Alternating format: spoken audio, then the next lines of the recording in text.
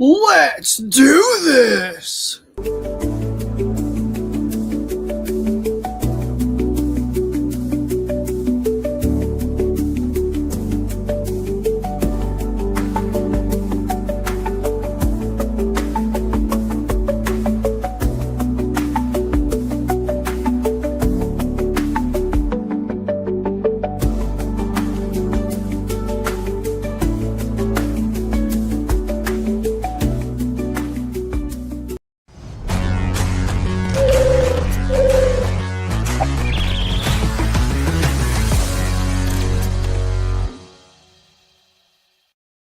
Oh, well, what is going on, everybody? Happy Tuesday out there. That's right. It's time for the nighttime chug. Hey, it's late night with Huck. We're just kind of doing the same old thing, but, twisting it up a little bit, having it at night, being a good dad again. My daughter is like, she's rehearsing for this play till 10 p.m. every night at school, so I got to pick her up really late. So I let her sleep in a little bit. And I took her to school today so she could sleep a little bit, and I'll be doing that all week. Got to be that good dad. It's the last year, y'all, senior year, off to college, so going to end strong. But here we are, man. What's going on? It's nighttime. It's the nighttime chug, if you will. How's it going out there? Do we look good? Everything look and sound? I don't even have the thing up off to the side, so you guys got to tell me how we look and sound. Let's see. We got a bunch of fun stuff lined up for you guys tonight, and it's going to be good. It's going to be good doing the nighttime thing. I enjoy it. Like, it's funny because even though it's night, usually in the morning I haven't spoken much yet, and I'd say, oh, great, it's nighttime. I've talked quite a bit today, so my voice is raring to go. Actually, no. Hang on. Here comes the tip. Yeah, I guess it sounds pretty good. But I haven't talked to anybody about my dog all day, so my voice is still relatively untapped today, but we're ready to go. It's been a very busy day leading up to this. Haven't had a lot of free time today.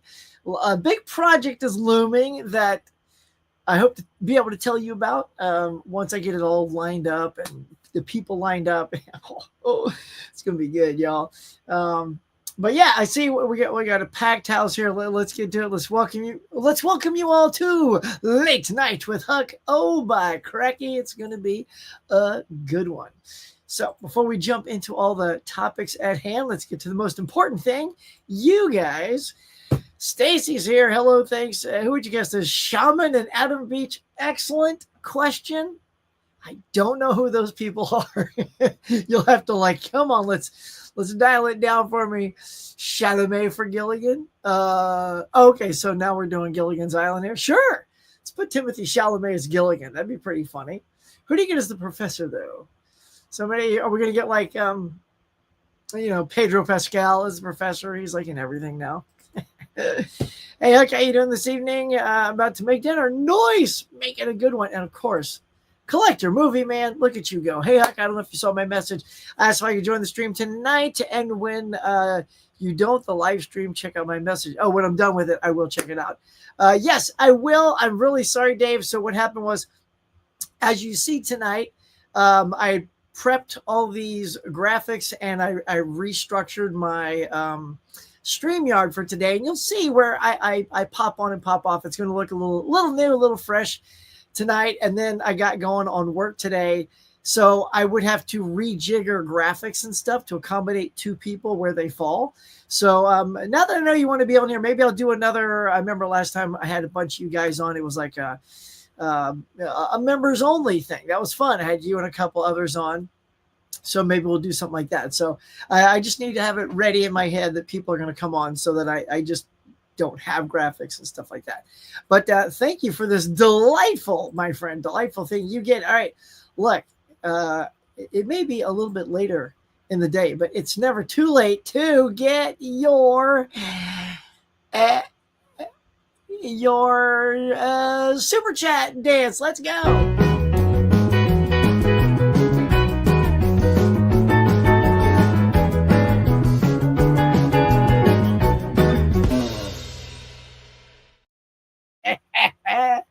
Yeah. All right, Dave, that's for you, buddy. Got the dance going and everything. Whew, no lie. I like that. I like getting up, shaking my groove thing. It's good stuff.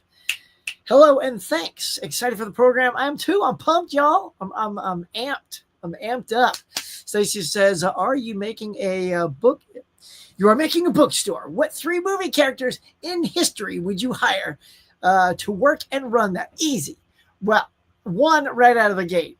I'm gonna have the girl from The Mummy, right? Because she works. She's the librarian. She's really smart in books. She does it. So we're going with that. Going with her from The Mummy. Might as well toss in a cartoon. Let's get Belle in there because she loves to read. She'd be great at recommending people, books to people. And why not? We'll bring in Hermione as well because she's extremely smart and she could like conduct classes around the library that would keep people fascinated. How about that? I know one's a cartoon, but still kind of cool. Mama Blu-ray, Bonnie, what's good, yo? All right, so, you just say grab a drink, grab a snack. It's sort of nighttime for me. It's probably super late for some of my international folk. If you're even watching, my gosh, I know it's late there. So thank you if you are. I'll get down there and see shortly who's here.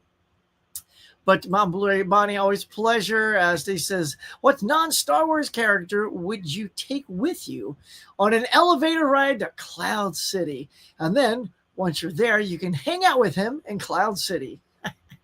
So just like taking a non-Star Wars character, just to Cloud City to hang. I like this. Okay, so it's got to be somebody you just kind of want to sit and chill with.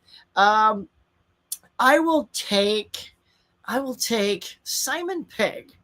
Now, if it's a character, then I'll take Simon Pegg from Mission Impossible, right? Because not only do you still get some of that quirky, quippy Simon Pegg in that character, but he's a very intelligent person. And I think if I learned that he was like someone who did missions for a living and he couldn't tell me about them, but he could still kind of tell me about them, I think sitting with Simon Pegg would be a hoot because it'd be fun, it'd be funny, it'd be informative, it'd be a good time. How's that, man? Jane Doe, what's going on, Nikki? Good morning, good evening, good afternoon, good evening, and tonight I feel like Jim Carrey right about now. Yeah. Hey, everyone, Movie Hunter, what's going on? Hunter, movie. Hisham is here. Hello, Huck. How you doing today? Good. Speaking about Avengers Doomsday, which we will get to, what do you think? All the extraordinary cast, Avengers Doomsday, and what cast make you surprised? Let me hold on that as we will be getting to that topic as a whole.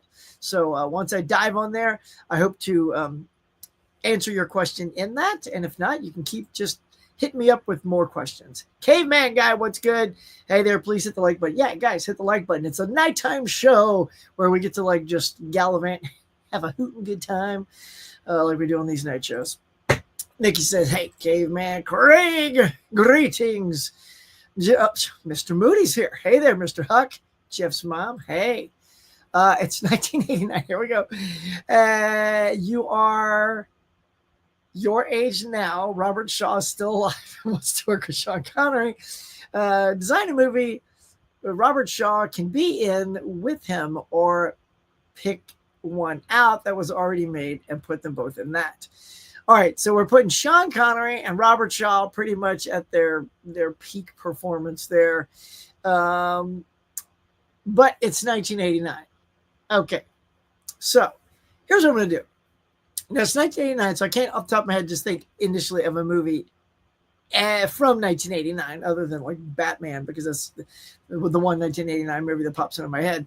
But I think would be something good to see these two older gentlemen.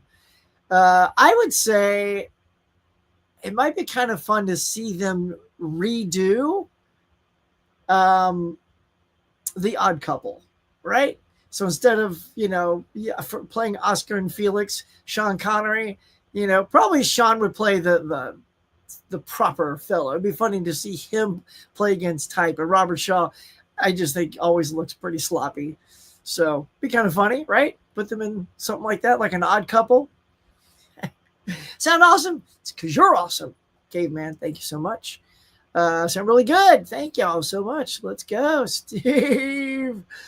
You're all okay, man. Let's go. Getting the haze out there. Here we go. Happy that the test market research for the new Statham movie was correct. Have you been to many test screenings? I have, actually. Would you go to a focus group where they showed you Top Gun pilots, TV program pilots? When I go to a focus group where they showed me Top Gun pilots TV, like the videos that Top Gun pilots watch, I don't know. I don't know what help I would be to something like that. Now, if it's a Top Gun movie, heck yeah, I'll go to a screening of one of those anytime, any day. What did Sue gonna or did or should get? Like, I don't know. I mean, I sit around all day, scratch my chin, just thinking to myself, what's Sue gonna get? What's Sue gonna get? Hey, what's Sue gonna get? And these guys too. How the steal the crew. Tell him, Sue. What's Sue gonna get? What's Sue gonna get? I don't know, but hey, what's Sue gonna get? Well, all right, y'all. Let's check it out. Here we go. We're gonna find out what Sue's gonna get. This is I mean, she's probably already. It's the day is over. She's already got stuff, and some of you probably already know what that stuff is. But check it out. We got the little circle today, y'all. Something new, something fresh. Let's talk about some new releases today because, of course, you teed me up perfectly as always with that, my friend. Thank you so much. But there's some good ones here. I mean, just look at all this. It's phenomenal. Well, right out of the gate, we got Companion on 4K. Probably one of my favorite movies of the year. I mean, not probably. The probably is it my favorite movie of the year so far? It could be. It could be. I liked Companion quite a bit. Jack Quaid. Oh, man. Can't go wrong with them. Now, A Complete Unknown I saw for the Oscar season and for SAG because I was voting on that movie. I did not select it as Best Picture or for Chalamet, but he was good in it. I'm just not a huge Dylan fan, but he certainly made me enjoy a Dylan, a Bob Dylan movie. So that's coming out for those who were big fans of that. Ugetsu 4K Digipack from Criterion. What we got here? Summer Wars 4K Steelbook.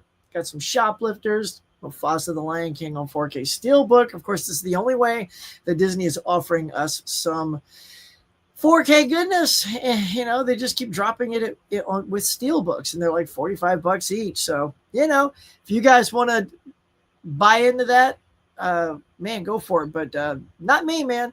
I don't need these titles that much that I'm going to pay $45 because honestly, I got the sweetest deal, and I'll let you guys know what it is. So around Black Friday, so whatever plan you have for Hulu and Disney, get ready to drop it at the beginning of November.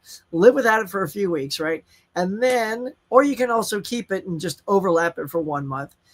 $3 is what I'm paying a month for both Hulu and Disney Plus together because it was a 1-year offer on Black Friday only, and I've done it 2 years in a row.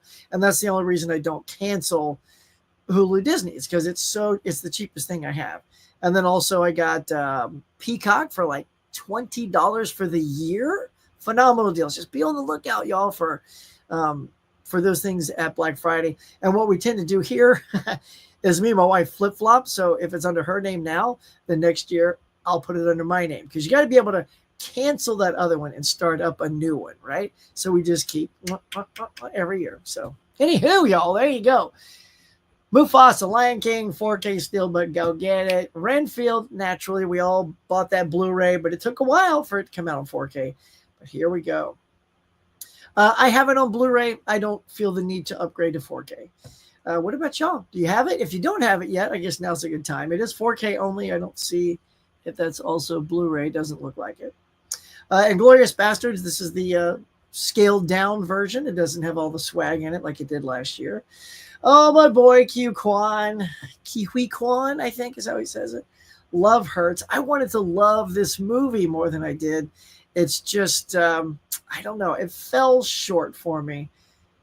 I don't know. It's like it wanted to kind of be crazy like bullet train, but still be kind of funny. I don't know. It's just the ingredients weren't perfect in that film. I do love him though, and I would tell anyone check it out on streaming. I certainly I'm not going to probably add it to the collection, but there you go. Superman and Lois finally wrapped up its run, 4 seasons of this delightful Lois and Clark show, and they have the 4th season and the entire series out on Blu-ray. So take your pick. Dogman is here. So if you're a big Dogman fan, my daughter went saw Dogman. She enjoyed that. There's Companion also on Blu-ray. You got Flight Risk. I wasn't a super fan of that. It was one and done. If you saw my review on my channel, go back and check it out. It's just I always do like 1 to 1.5 minute reaction videos as they come out. So there's that. Now this Seinfeld Renfield 4K Steelbook looks pretty cool. I do like the colors and all that good stuff, but still not enough for me to grab it. Skip past some of these here. One of Them Days with Keke Palmer and Shaze. That was actually pretty funny. I saw that in the theaters and enjoyed it quite a bit. Now, we have us an Icons Unearthed who also gave us icons for Star Wars and The Simpsons. Both very good collections, and I am very excited to pick up this Icons Unearthed James Bond. Y'all going to get some. James Bond is like in the zeitgeist. It's all over the place right now, what with Amazon having bought it and picked it up and all this good stuff. So, you know, who knows what's going to happen. I am eager to see what the people at Amazon, if you get the right people involved, do with this franchise. Like I said, in previous shows, don't be on the hate wagon yet, because if anything, Bezos loves the product, or he wouldn't have paid $1 billion to get it from Barbara Broccoli and the other fellow. So I'm sure he's going to want it to be great. Like, because look, Amazon is giving us Reacher right now. And I love me some Reacher. That's like my favorite show on TV right now. So if we get, that kind of top quality, but tossed into James Bond, I'm in. What else we got? Let's do a little scanning through here. Blah, blah, blah. I got a little Liza, terrific story here. Looks like a little doc on the lady herself, the great Liza Minnelli. Let's see. Love Me, Into the Deep, Lighthouse, Lovers, and all these other Harbin. Okay, there you go. So that's what wraps out the April 1st day. Happy April Fool's Day, everybody. All you waxters out there. Anybody did some funny, jokes on people today? I don't know if everybody saw William Shatner, but he did a really good one on his, it was either Instagram or Twitter or something like that. He basically said that Elon Musk has asked him to go to Mars with him. And he said, after talking to his family, he's all in, he's going to do it. Why not, end his life, exploring Mars? What? You got to be out your mind. He's not doing that yet. Personally, I would not put a national treasure like William Shatner on one of Elon Musk's rockets, as the last two have pretty much blown up. Jeff Bezos did a much better job taking care of Captain Kirk as he went into space and came back down. So let's let Bezos handle sending Shatner into space. Elon Musk, no. No, I do not want to see kaboom with my captain. But there you go, y'all. That is what has been released today. To everybody out there, if you've went shopping, what you get, let me know. This is a night to share, y'all. Cheers. What you drinking tonight? Who there? There we go. Just got to turn my dings off. All right, let's get back to y'all. Let's see how we're doing here. Hit that like button. Philip Seymour Hoffman, if alive, for Skipper. Of course. Professor, maybe Hugh Jackman. That's pretty good. I feel like Hugh is aged out a little too old now. I feel like you're almost better with James Marsden. I think he's got a little bit more of that youthful professory look. I'd go with him first. Philip Seymour Hoffman, if he was around, he could be a good skipper. Although if you wanna gender or race change things, how about Keenan from Saturday Night Live? He'd be a pretty funny skipper. I mean, that dude is hilarious. I don't know if you guys watched him and Kevin Hart during the Olympics. So funny. Should George Lucas have allowed Mel Brooks to merchandise Spaceballs, and how is that legally enforced, or was that more of a gentleman's agreement? I have no idea. I'm afraid. Yeah, I don't know. I don't know what conversation that the two of them had. Clearly, Mel is spoofing Star Wars because you had the big ship and I see that his Schwartz is as big as mine with the little lightsabers and stuff. So yeah, we didn't really get any Spaceballs merch, did we? It's kind of a boomer. Does Disney have it writing that Spaceballs merch can't be made now, or was it agreed? Okay, still the same thing. Don't know. I don't know. Did you hear about the cinema announcements? They put up the name of the next Spider-Man movie. Yeah, it's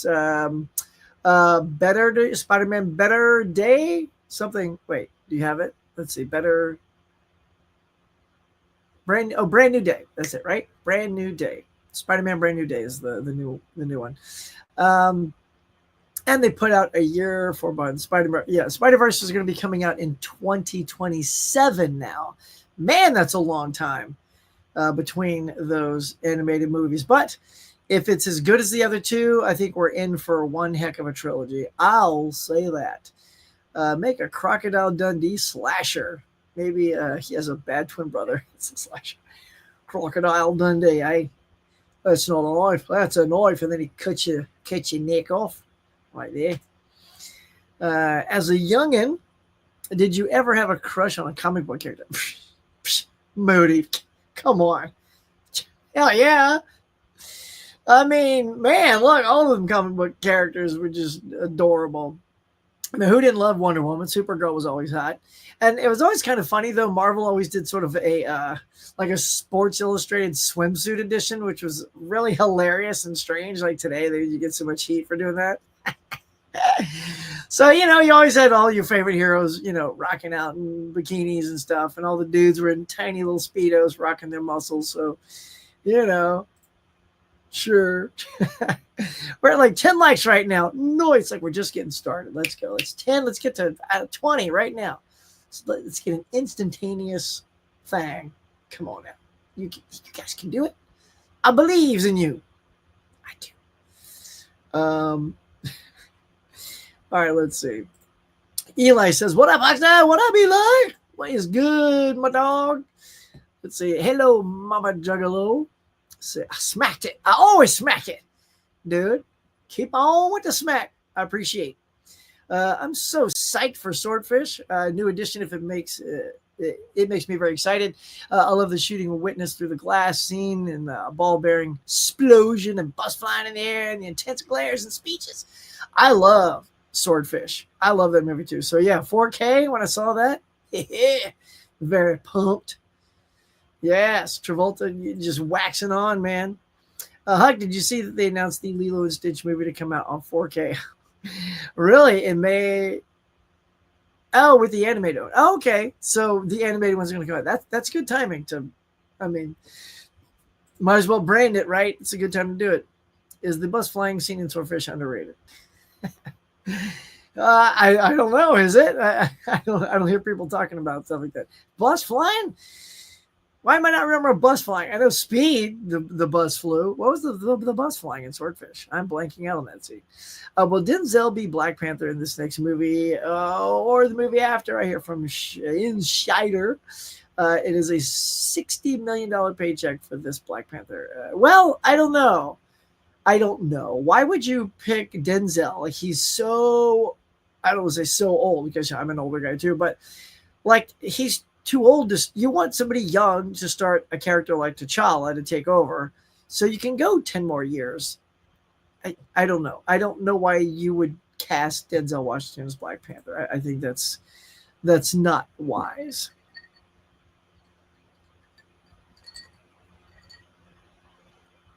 Talk fast. Okay. Yeah, okay. So John Keith, he's a fast talker too. Cool, man. I'll check that out. Huck, I want to say thank you for liking my review that I wrote on Letterboxd for Sing Sing. Of course. I try to get to some of those. Sometimes I fly through them and I see what people rate. Yeah, Sing Sing was good, man. I like that movie a lot. And there are some, might I say, to everybody out there who is leaving reviews on Letterboxd, Some of you guys are super funny, man. You make me want to step up my game, that's for sure. Like just some really good stuff. Let's see. You know what? Okay, Taya, since you brought it up, this might be a good time to talk about it. Okay, so let's do it. Let us. I'm gonna since we're talking about Letterbox, I'm gonna talk about my 52-week movie challenge. Well, that's right. And for me, this week 13, was the week where kids are the star. So let's pull it up, Bob. Bam! There we go. Now, put a pin in here. Very good. And let's see. There we go. See, there we go. Got all my graphics ready to go. So I chose Holes because I've never seen Holes. And my buddy Mike, Mega Mike the Movie Man, he's always talking this movie up like it's top 10 movie of all time. And I was worried. So if you've seen this movie, you'll know what I'm talking about. This movie starts out like the first 20 minutes. I'm like, man, all of these kids here, that you see on the screen, they're all jerks. They're all a-holes to Shia LaBeouf. And they're not just nice at all. And I'm like, wow, is it going to be nothing but bullies for this entire movie? Because I don't see what Mike likes in this movie. But of course, you stick with the movie, people start to come around. It took a while for many of them because some of them were a-holes for quite a long time. But I get it, they're not the cream of the crop, so they're not the best attitudes around. But it came around. It did its thing. It's also got Sigourney Weaver, John Voight. They were excellent in this film, and by the end of it, I was all in. And it's also got Patricia Arquette and Dule Hill, who so this is a dry lake bed, right, where they do all these holes. In case you haven't seen it, but I'm probably the only one here who hasn't. But it's a camp for troubled kids, and really, it's just they're digging these holes to try to find something for Sigourney Weaver, and when they find it, they got to give it over to her, or hand it over to John Voight's character, and to give you backstory about this desert location, it flashes back to the old days of yore, and that's where you have Patricia Arquette and Dule Hill and their relationship and what happens between them, which sort of connects to the movie you're watching, in present day. And it was just delightful, man. So good. I tell you, I've said it before. I don't mind being late to the game on a movie, especially when it's a good one. I like coming in late and I'm like, yeehaw, that was good stuff. So yeah, if y'all haven't seen Holes, I gave it 4 stars on Letterboxd. I gave it kind of a funny review. So if you want to check it out, go check it out. So yeah, there you are. We're Kids of the Stars, week 13. Now I don't have it up in the front of me, but like I said, if you guys like the whole 52-week challenge, if any of you are playing along, that is super cool. You can jump in and out at any time. It's just like one of those tours you take on a bus where you get on and off the bus. So if you do, and you're keen on this, the 52-week movie challenge for this coming week is going to be a plot that centers around twins. So you got to get your whole twin thing going on, because that's what's coming up next, is the plot centers around twins. I don't even know which one I'm going to pick yet, because this is one where I grabbed a couple and I put a couple options on there, but there was no other option for a movie that stars kids, because I knew right out of the gate I was going to pick Holes. So, yeah, man. Good stuff. All right, let's get back to you. See what's kicking. I like your choice. I was thinking Robert Shaw for the role. Don Amici played. Oh, yeah. Ooh, Presidio, underrated. I say so. I think Presidio is an underrated film. Nobody really talks about that. I could kill you with my thumb. Nailed it, Sean Connery. That's what I could take this thumb. I could kill you with my thumb. And then later on, this big dude comes up against Sean. He just balls his fist up super tight with just the tip of his thumb out. Doosh, right in the dude's neck. Just classic takedown. You go, Connery. Let's see. Top Gun movie spinoffs for Paramount Plus. I mean, thanks. Top Gun spinoffs. Nah, I don't know. I don't like diluting some things too much. Obviously, we've already got lots of dilution for Star Wars, Star Trek, Marvel, DC, all that stuff. But and potentially we might start diluting James Bond. But Top Gun, I love that it's just these characters. I don't mind maybe another movie if Tom's got like a good plot idea. But I mean, what would you spin off? Would you spin off all those side characters like Hangman and all those people? Give them a little spin off? It could be cool, you know, if you got a solid idea. Van Cool, greetings, mon frere. I just pre-ordered my Tombstone 4K Steelbook from Target. It was only $41 and free from Target shipping. Orbit headed for the $39.99. It's sold out. Oh, it did sold out. Yeah, if you got your red card, yeah, not to like build people up on the red card for Target, but the red card turns your Target account into basically Amazon Prime for no fee. Right? I mean, obviously the Prime thing, you're getting all those TV shows, but if you're getting it for shipping, Target's red card does that. It gives you 5% off. So technically better than Amazon. And the only thing you get out of Amazon, of course, for that $120 a year now, whatever that is you do get all their their programming. So, but if you're just doing it for your shipping, free shipping, and all that good stuff, get the Target red card, y'all. I'm telling you. And did I get mine in yet? Now there's some Target stuff that was going on where you buy two and you got one free, and if you use the red card, you get the free shipping and 5% off of that. So I got two, got one free, and got 5% on it. You know what I'm saying? Okay, so there we go. Well, did the dwarves crawl their way back to the top 5? Actually, they're crawling their way out of the top 5. Caveman, that sucker dropped. Okay, Caveman, you are just doing the dandiest job of teeing me up to all my stuff. So, by cracky, I mean, I got to do it. All right, because you have done such a lovely job, we're just going to go right back to it. We're going to check out the box office that came out over the weekend. Bob, if you would, please. Thank you so much. Actually, Bob, put me over there on the box office side. Thank you so much. All right. But here we go. You know what? Let's make this even bigger. Yeah, that's right. I'm showing you all my graphics there. Sheboygan. There we go. So right out of the gate, number 1, Jason Statham, A Working Man. I saw this. This was the number 1 thing I wanted to see this weekend, and it was good. It's by the same director, David Ayer, who directed The Beekeeper, which I really loved last year. It was my favorite action movie last year. I just love the story that he had with the woman that owned the house that basically took her own life, because she was just so screwed over by these horrible people, and that was enough to set him off, man. Here goes Statham. The only problem is now this movie, A Working Man, it's virtually the same plot. He's an everyman kind of guy. Like, so in the last one, he's a beekeeper helping out the ladies' property with bees. And in this one, he's a construction worker who helps on the site. And Michael Pena is the construction boss. And he has a daughter. And his daughter and Statham are friends. And he knows the family. And they're super close. And the girl goes out on the town because her senior year's wrapping up or something. She has a really good semester. It's a very funny scene where she talks about having a great semester, so she wants to spend $1,600 and go out with her friends. And Michael Pena's like, but it's a semester. It's not even the end of the year. Okay, Dad, never mind. So of course he wants to be a good dad, and he throws down the credit card and says, go have a good time. Well, of course, hooligans are afoot at the Circle K, y'all.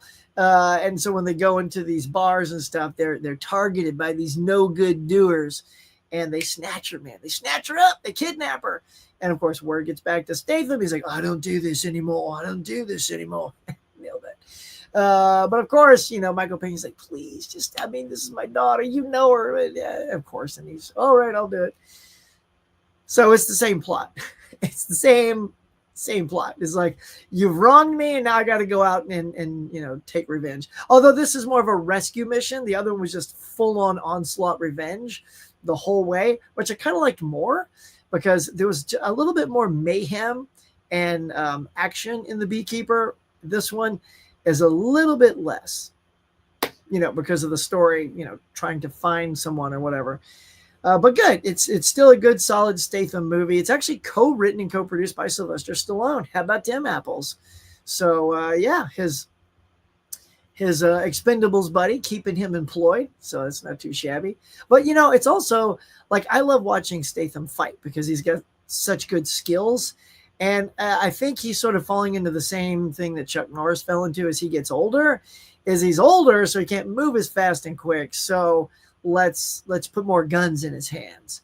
And then when he fights, there's a fight scene in a bar that in the last movie, like there's a scene where in The Beekeeper where he's fighting this big dude in a hallway, and you have a very restricted area you can fight, from wall to wall, and they play that up, and you see all the swings and the fights. That's good.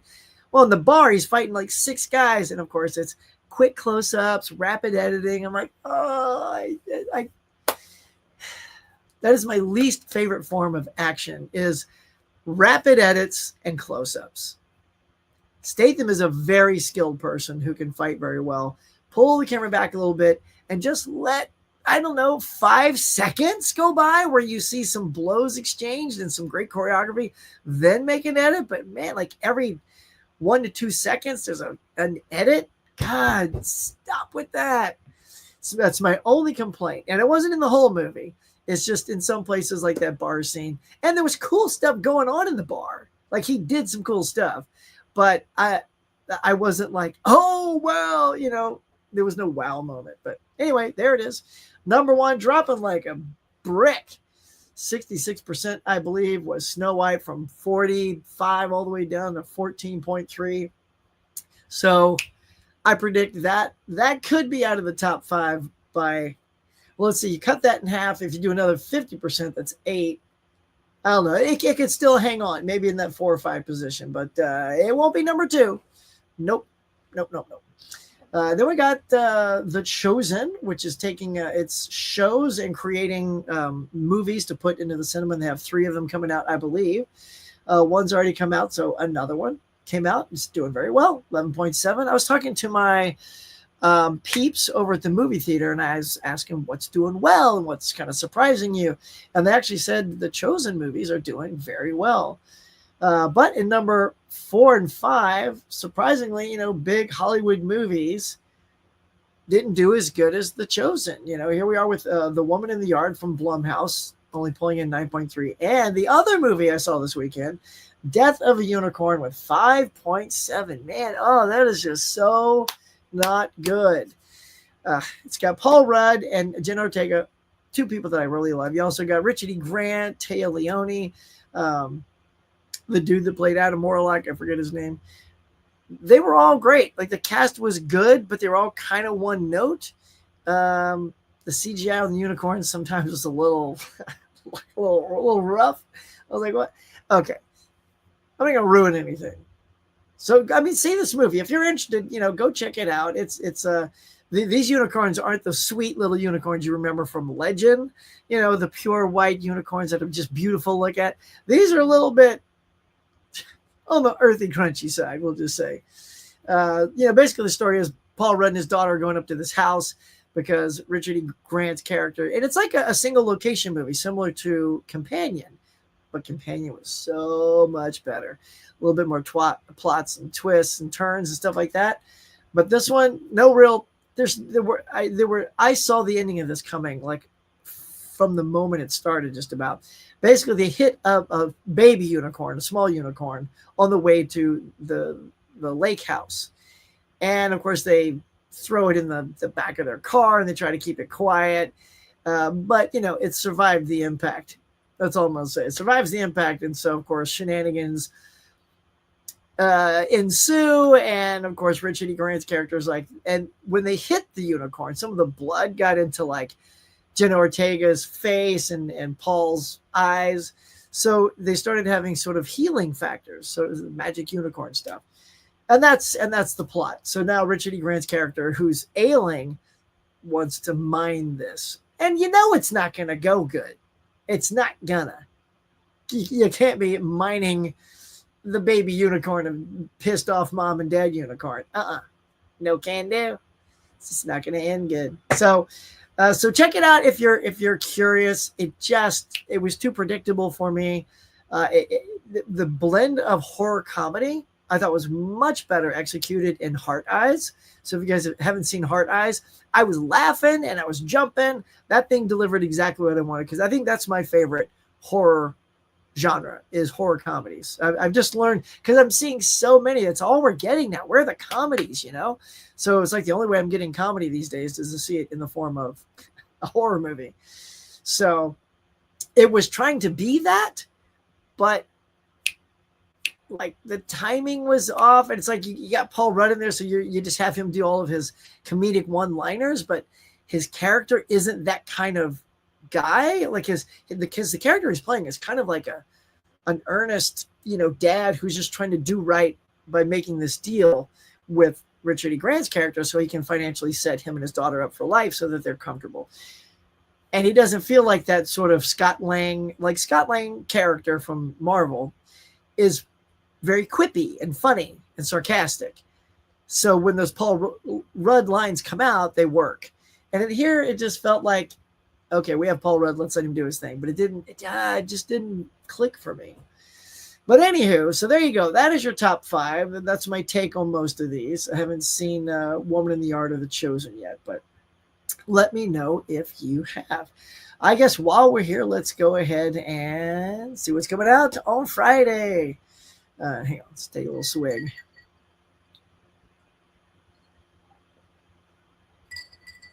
Okay.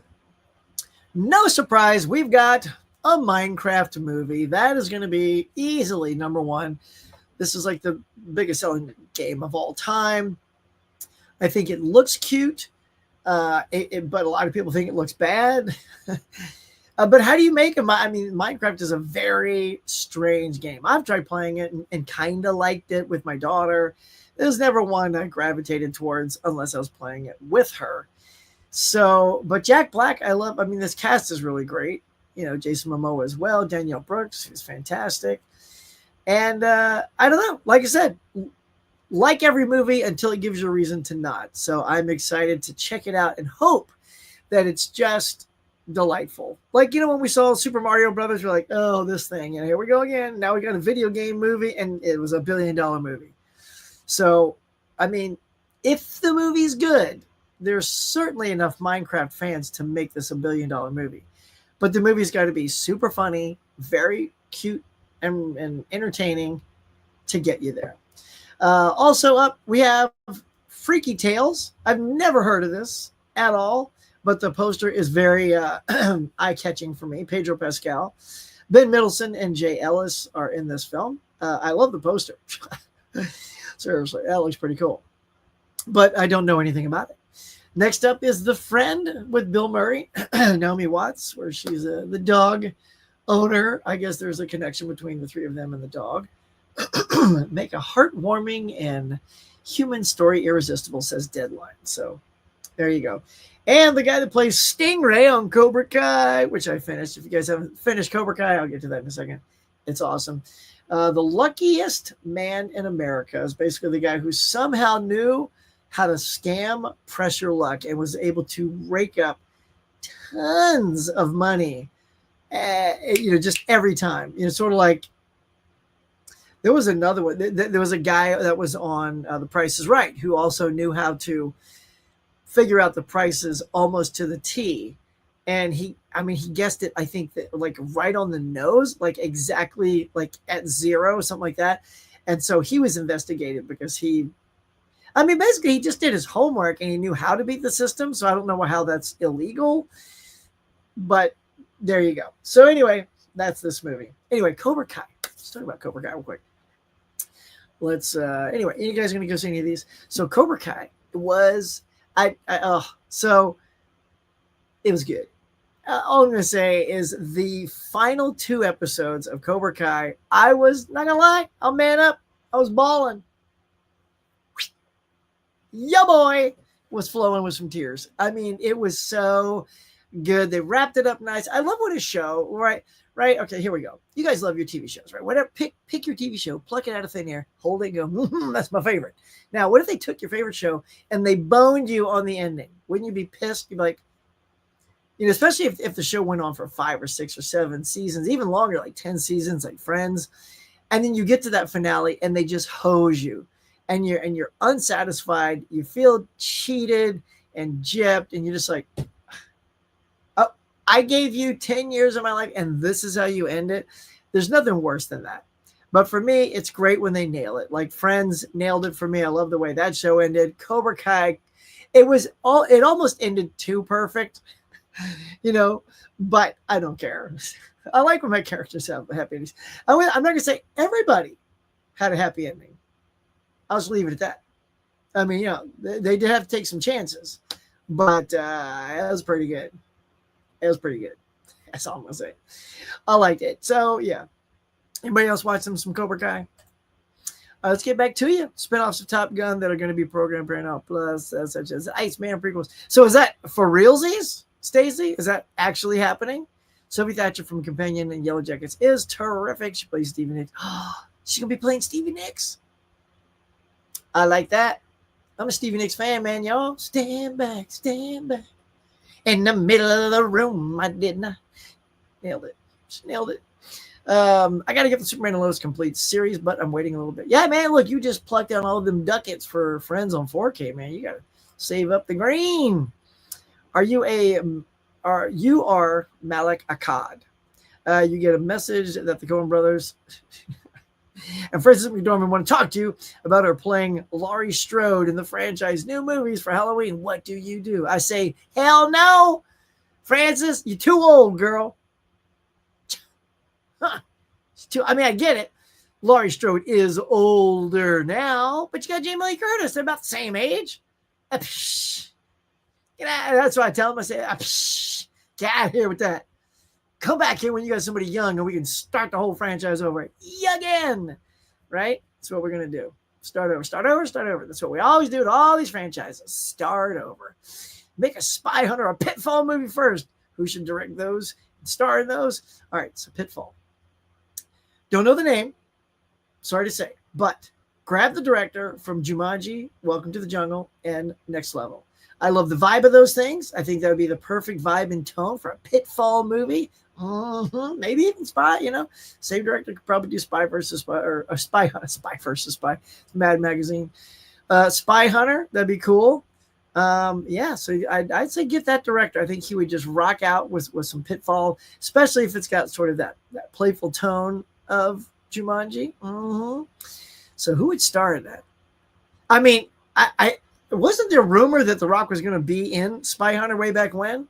So I'd say still put The Rock in Spy Hunter, but Pitfall, I feel like you need somebody a little bit leaner for Pitfall, like maybe a Chris Pratt, maybe Chris Evans, one of the Chris's.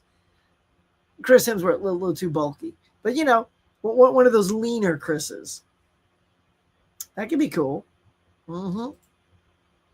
I missed the usual Redbox April Fool's gag. What was that Redbox April Fool's gag? I was going to do an April Fool's gag. Should I tell you what I was going to do? Because I didn't do it, so kind of blows. Let's see. I love Submariner, but want his depiction to be better. Will he get his own solo movie? Which of these 27 will get solo movie? Oh, we're going to talk about some of that. You guys are geared up for some Marvel talk. I can see that.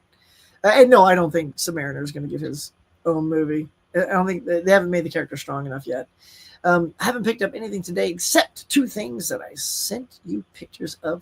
Cool. I've been like a busy beaver. I haven't seen those pics yet, so I'll check them out. Yeah, still up. More power to you, sister. How you doing, man? Let's see. My darling Marriott, it is what? Oh, it's like 3:50 a.m. for you right now. Dang, girl. Why are you still up? Oh, my Lord. Do I have that right? I think so. Got you down in Helsinki at 3:50 in the morning. Holy hand grenades, sister. You get Bill Nye for the professor and digitally unage him a bit. Well, but that's a lot of costness. Yeah, I mean, I get it. You need somebody like Bill Nye. Let's challenge ourselves and find the youthful version of that. Maybe talked about him earlier in Holes, by a little Shia LaBeouf. So the professor's a little bit edgier, a little bit like angst, because I do think you need to like jazz it up a little bit with the characters, not quite exactly the same because you don't want to carbon copy it. But what about like a Shia LaBeouf, right? It'd be kind of funny because like when Gilligan keeps screwing things up and this professor, if Shia LaBeouf gets pissed off, that would be pretty funny. Or like Ethan Hawke, maybe. Kevin Costner or Kevin Bacon, Hucky? Well, Prince Doobie Doobie Doo. I will have to say, I'm going to go with Kevin Bacon, brother. I'm going to go Bacon. Now, back in the day, I'd have leaned on Costner pretty heavy. I was a big Costner fan, loved it. Robin Hood, Prince Thieves, all that good stuff. But Bacon, I think he's just kind of like maintain his flavor. that bacony goodness, if you will. So, yeah, I'm going to go with... I'll go with Kevin Bacon on that. Okay, I'm just looking at my Marvel stuff. We'll go to that in just a second. Moody, hello, Prance. I'd be happy to buy you a membership in the Schneider newsletter. He leaked a lot of key Superman information. Might be pulling it soon. Oh, even the paid subscribers might lose access. What? He was first to report. Cool, man. It's good to have them insiders saying, Tiger Blue, what's up, dog? Hey there, Huck, and all great to see you, mon frere. It's my birth month, y'all. Well, happy birthday. Dude, it's my birth month, too. Big 10 right here. What's yours? April 10. Let's go, me and Prince. It's our birthday month, y'all. Bradley Cooper's Jor-El. Happy birth month to us. Happy birth month. Here we go, Steve. Coffee made? That's what coffee does, man. Get them poops going. Delightful. It says still the 15th of April. Nice. Right after me. Rick Miranda said no or wasn't available for Barney and the Flintstones movie. Would you have cast March? Absolutely. Absolutely. I love Martin Short. He's fantastic. I'm so thrilled. My vote, he pulled out the win against the Bear. Look, as a voter of SAG, I had to vote on the SAG Awards. And when it came to comedy, television, there was the Bear again. And, so I have to watch these things. And I'm like, look, I've actually put off watching the Bear because what I hear about it not really being a comedy and it keeps winning. It's like saying, well, you don't believe in its dramatic abilities enough to put it up against the big dog. So let's have it decimate the comedies. I hate that. But I watched it and I was right. It's not a pure comedy like Murders in the Building is. So when Murders in the Building won and Martin Short won, oh my gosh. It was like justice was served. I felt so good. But I was so sad too because he got COVID from that Saturday Night Live 50th anniversary show, so he couldn't be there to accept his award. Make Office Space legal right now. Give me a random double feature. Huck, I need it in my veins. You do a random double feature. Okay. Random double feature. Okay, random double feature. Okay. Let's go. Let's go Mean Girls and Return of the Living Dead. How's that for random? There you go. Okay, there you go, man. That's a random double feature. Like they're random. You didn't say it'd be the same. I figured you want them super random.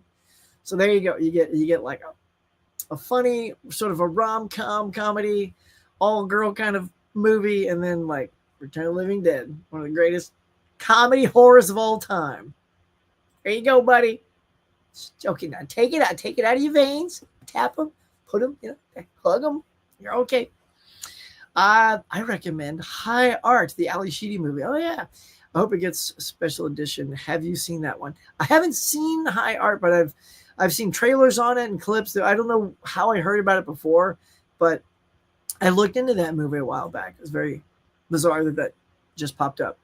Scooby-Dooby-Doo, Princey says, got your coffee, we'll do that. More dependable than Taco Bell. Nice. Oh, Venkman calls in sick. The Ghostbusters call you. Do you proceed? Absolutely. You got to go help the dudes out. If they call me, I'm there. Got to go. Holes is awesome. You like Holes too? Nikki, it's good. I went with Mac and Me. There you go for the challenge. It's awful. Dude, I mean, I haven't seen it. I'll be honest. Because all the clips I see, it just looks awful. That little Mac, is he Mac? Or is I assume he's Mac and then the kid is me, right? Of the Mac and Me. It just looks awful. So, had you seen it before? Was that a first time watch? And see, unlike Mac and Me, although that is very precious to a lot of people, I know people who just covet that movie. That's like a go-to feel-good, one of those feel-good movies, comfort movies for some people.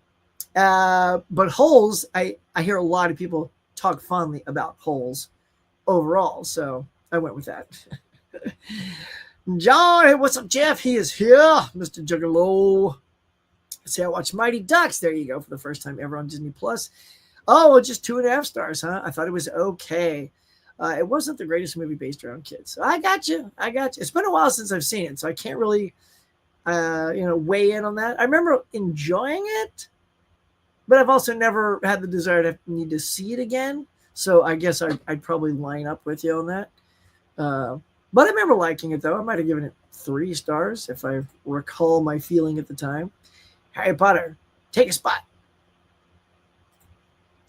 Let's see. Would you have liked to see, honey, I multiplied myself better than multiplicity with millions of Wayne Zelenskys running around trying to solve the world's problems?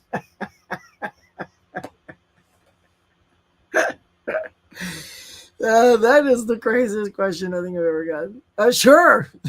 I'll see that. That sounds kind of hilarious. Why not? Hey, Mom, Steve, get the fam here. I watched Pan's Labyrinth. Oh, my God, what a crazy movie. So is that, yeah, we talked about this before. So that's centered around a kid? Because I remember I was telling you I call it off stage, that I know that Labyrinth centered around a kid because it was, Jennifer Connelly and then the little boy. But I didn't know that Pan's Labyrinth was also centered around a kid. Did you see they put out the first short little teaser for the new Hunger Games movie that is coming out next year? And the book just came out last month. There's going to be, I have not seen the little teaser. I actually told my daughter about the book because she read all the other books for school. And she's actually oddly not interested. She goes, I guess that franchise is out of her system already. Hey, Jeff, everyone, please sub to Jeff. Yes, man, go to Mr. Juggalo's channel, y'all, if you have not been. He's an amazing dude, does good content. Get over there, click it, and hit it. Come on back. Come on, man. Just put up another tab. Just do it at the same time. Let's keep talking in your ear holes. Hey, JDJ. Aye. Pan's Labyrinth is an awesome movie. I got to see that. I got it over here. I got a lot of catching up to do with our boy Guillermo del Toro.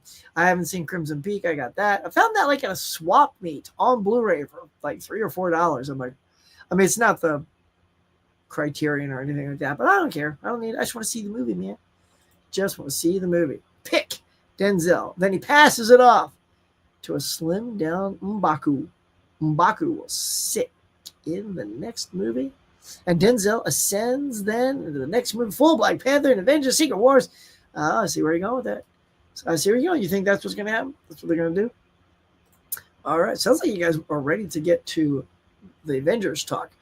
Gross Point Blank or Wrongfully Accused? I'll go Gross Point Blank. Love me some John Cusack. But, I do love some Leslie Nielsen as well. But in a pinch, I'll just go with that off the top of my head. I'll just watch a Mary-Kate and Ashley movie because I don't know any movie that's based around twins. Oh, man, dude, there's some good twin movies. So okay. I can't say... Crap. All right, there's a twin movie unless someone's already given it away. I can't say the movie that has a twin in it because it is part of the twist. Anywho, just Google top 20 movies about twins, and you will get a lot of cool ones to pick from. Even if you kind of find out the one I'm thinking of, yeah, you guys probably know which one I'm talking about. Yeah, I know. I just don't want to say, but I mean, it's been what 20 years, so I guess it's probably okay to say. Everybody watching, I'm watching the Barbarians for a twin movie. Oh, there you go. See, that might be the one I watched too. I have not seen the Barbarians yet. Didn't even know it was about twins. And everyone loved that sucker from last year. Yay for the 52. So proud of you. I'm doing a modified 18-week challenge of categories I selected. I've missed one Stanton thus far, but next week is Best Revenge Thrillers. Do you like Sudden Impact? Sudden Impact. So Sudden Impact is the Dirty Harry. Sudden Death is the Van Damme. Yeah? In that case, yeah, I mean, either one. Yes, I like Sudden Impact. I do. Thank you, Caveman. Yep, the author of Holes, Lewis. Sakar made Sideways Stories and Wayside School. It should be a movie too. Let's see. Who would you cast? Some of the teachers. Coleridge, Lynch, Buscemi. All those actually sound good. Cast Avengers Doomsday. All right, let me just read a couple more and then we'll bounce right over to it. Cop and a Half was a fun one for the week. Yeah. Nice. Is that what you saw? I was watching Changing Labels the other day. Changing Labels.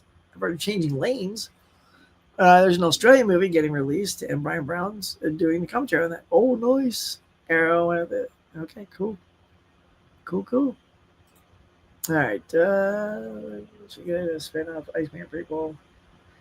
Okay, Val Kilmer. Cool. All right. All right, we'll just do this one and then we'll head over there. All right. Sounds like a Taken spinoff with Statham. It is very much, dude. It's exactly right. You nailed it. It's like it's exactly Taken. You know, instead of his daughter, it's his good buddy's daughter that's Taken, and he has a special set of skills that he's got to use to bring her back. Yuppers. Yup. All right. So let's see. Let's do Doomsday board. Okay, here we go. Doomsday, y'all. Let's talk about Chairgate. Holy moly, the chairs came rolling out. 5.5 hours to get these 20 some odd people's names. Hoy. So here we go. And do we think this is a full list? I do not. But let's go over it. Okay. So right out of the gate, this is, I believe, the order that the chairs came in. I found this on Reddit. So you got Chris Hemsworth. We'll just do the characters that are coming out. Okay. So you got Thor, Sue Storm / Invisible Woman, Sam Wilson, aka the new Captain America, Bucky Barnes, Winter Soldier. You got Black Panther, Shuri, getting the Shuri version of Black Panther. Scott Lang, Ant-Man. You got John Walker, the U.S. agent. You got Namor. He's back. So for you Prince Namor fans. Ben Grimm, the Thing. Shang-Chi. Yelena Belova. Now we're going to get to this in a minute too. So the fact that most of the names from Thunderbolts is popping up here kind of tells me most everybody survives Thunderbolts. Only one you don't see here is, which one is it? Taskmaster is the only one not in this cast. You get your Kelsey Grammer as Hank McCoy / Beast, which we saw at the end of the Marvels with Monica Rambeau, which you went to that other universe and there was X-Men there. You also got Sentry, who's going to be in Thunderbolts as well. Joaquin Torres, the Falcon from the new movie. Pretty much all the Fantastic Four keeps coming. Johnny Storm, Human Torch is there. Red Guardian, M'Baku, he's coming. I love that dude. He's so cool. Ghost, Ava Starr, Ghost. So Ghost, I assume, survives also from the Thunderbolts. You got Loki, which is a bit of a surprise. I thought he was just going to be sitting on a chair for the rest of eternity.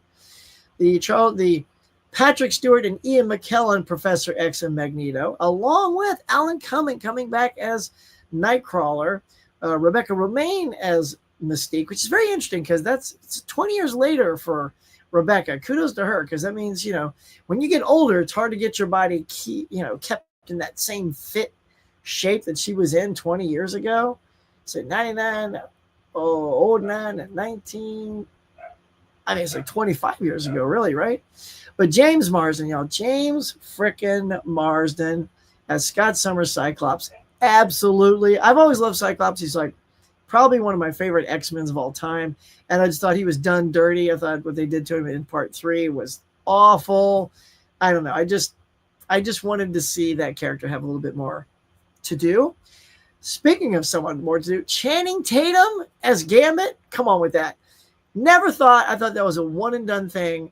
Kudos to them for bringing Channing Tatum back as Gambit. That's amazing. And of course, Pedro Pascal as Mr. Fantastic and Robert Downey Jr. as Victor Von Doom. This is who has been currently locked in for this movie. So what are we going to get here? So Doomsday. So are we going to get sort of these versus these kind of movie? Like if this is the first part of the cast and then we're going to get another 25 and we're going to go over a slew of characters that are not on this list. That is a little shocking to not have them on, because if you're going to get to a Secret Wars, you're going to have probably everybody in that. So maybe this is all you need for Doomsday to get rolling, and then Secret Wars is going to be the floodgates and everybody's coming. So what are you most shocked of? I would say my most shocking character has got to be Gambit, hands down. Just because, we had, Ian McKellen and Patrick Stewart's, they came back in Days of Future Past. So it's not like we haven't seen them return in a different iteration. And yes, we had Logan. So Professor X has a fate that it didn't end well, but Wolverine came back. So everybody, it's comic books, y'all. No one's dead. Everybody comes back. It's, it's all that good stuff. So this is fascinating to me to see all these characters. Obviously, you get all the Fantastic Four. So there's going to be, what Earth is it? 616, I think, is the Earth that we are in with these characters. And the one they're coming from, I think somehow there's a collision or a merging of two Earths. And that's, it's still, we're still dealing with the multiverse stuff, like it or not. It'll soon go away, hopefully, because I think when you keep leaning on that crutch of multiverse, it just gets a little played out and stale sometimes. But it's going to be part of this. So I think that's what's going to happen is you're going to merge these two worlds and we're going to get all these characters. Now, what do y'all think? Do you like it? Do you like all the people in here? I just love that Simu Liu, I think, is coming back as Shang-Chi. We haven't really seen a peep out of him since his own movie. I don't know. I feel like Marvel set up all these characters and these movies and then just kind of left these characters stagnant. I don't know. I don't think we should have been devoid of an Avengers movie this long. If you're a fan of the comics like I am. In fact, it was like I had two highly top-rated comics growing up, and that was the Avengers and the Justice League, because as I kept running out of money, I would lean towards the books that have more heroes in them as I was having to whittle down like individual titles. And the Avengers always rolled over their roster. Like when a big adventure stopped, some of them would take take a break and they would leave, and you bring in some new characters. You bring in She-Hulk or Ms. Marvel and stuff like that. So you'd always get a fresh run. And, they say, do we have enough people to make another Marvel, Avengers movie? Of course you do. Here alone, you could do Shang-Chi just looking at this. And I'm not going to do the X-Men because they're not in here yet. Obviously, Anthony Mackie, Thor, but Ant-Man, like almost the whole top row there, minus Kirby because she's Fantastic Four, is your Avengers team, and just grab Shang-Chi and toss him in there. Keep that Avengers wheel going, man. So, that's your bread and butter. All right, so that's who we have thumbs up. Now, let me throw out my list of ones I'd like to see that didn't get mentioned. Here we go. Right out of the gate, y'all. Top 3 are Spider-Man, Wolverine, and Deadpool. Man, not even a mention, a peep of those. No Hulks at all. No Hulk, no He-Hulk, no She-Hulk. And look, like it or not with the TV show, that's fine. But the character of She-Hulk is outstanding. I love that character of She-Hulk, and I really want to see her come back and maybe just handled a little bit differently. But I absolutely think that character can be fun in the comics, in the Avengers. She was always such a great character. When the Thing had to depart the Fantastic Four, she stepped in and became sort of the muscle with the Fantastic Four. And I loved that. And her playful dynamic with Johnny Storm was pitch perfect. It's like he was always hitting on her and she was never having it, which was delightful. Captain Marvel, no Brie Larson. or Monica Rambeau, or Kamala Khan as Ms. Marvel. Neither three of those from the Marvels is here. No Nick Fury, the guy that kind of brought everybody together. No Nick Fury. James Rhodes, War Machine, nowhere to be found. No White Vision. Scarlet Witch, Doctor Strange, he just had his own movie. Wong, America Chavez, all from his movie Clea at the end of Doctor Strange. So I feel like any of those aren't there. Now, of course, what about Hawkeye? Clint Barton, y'all, the original, one of the OG Avengers. Hawkeye.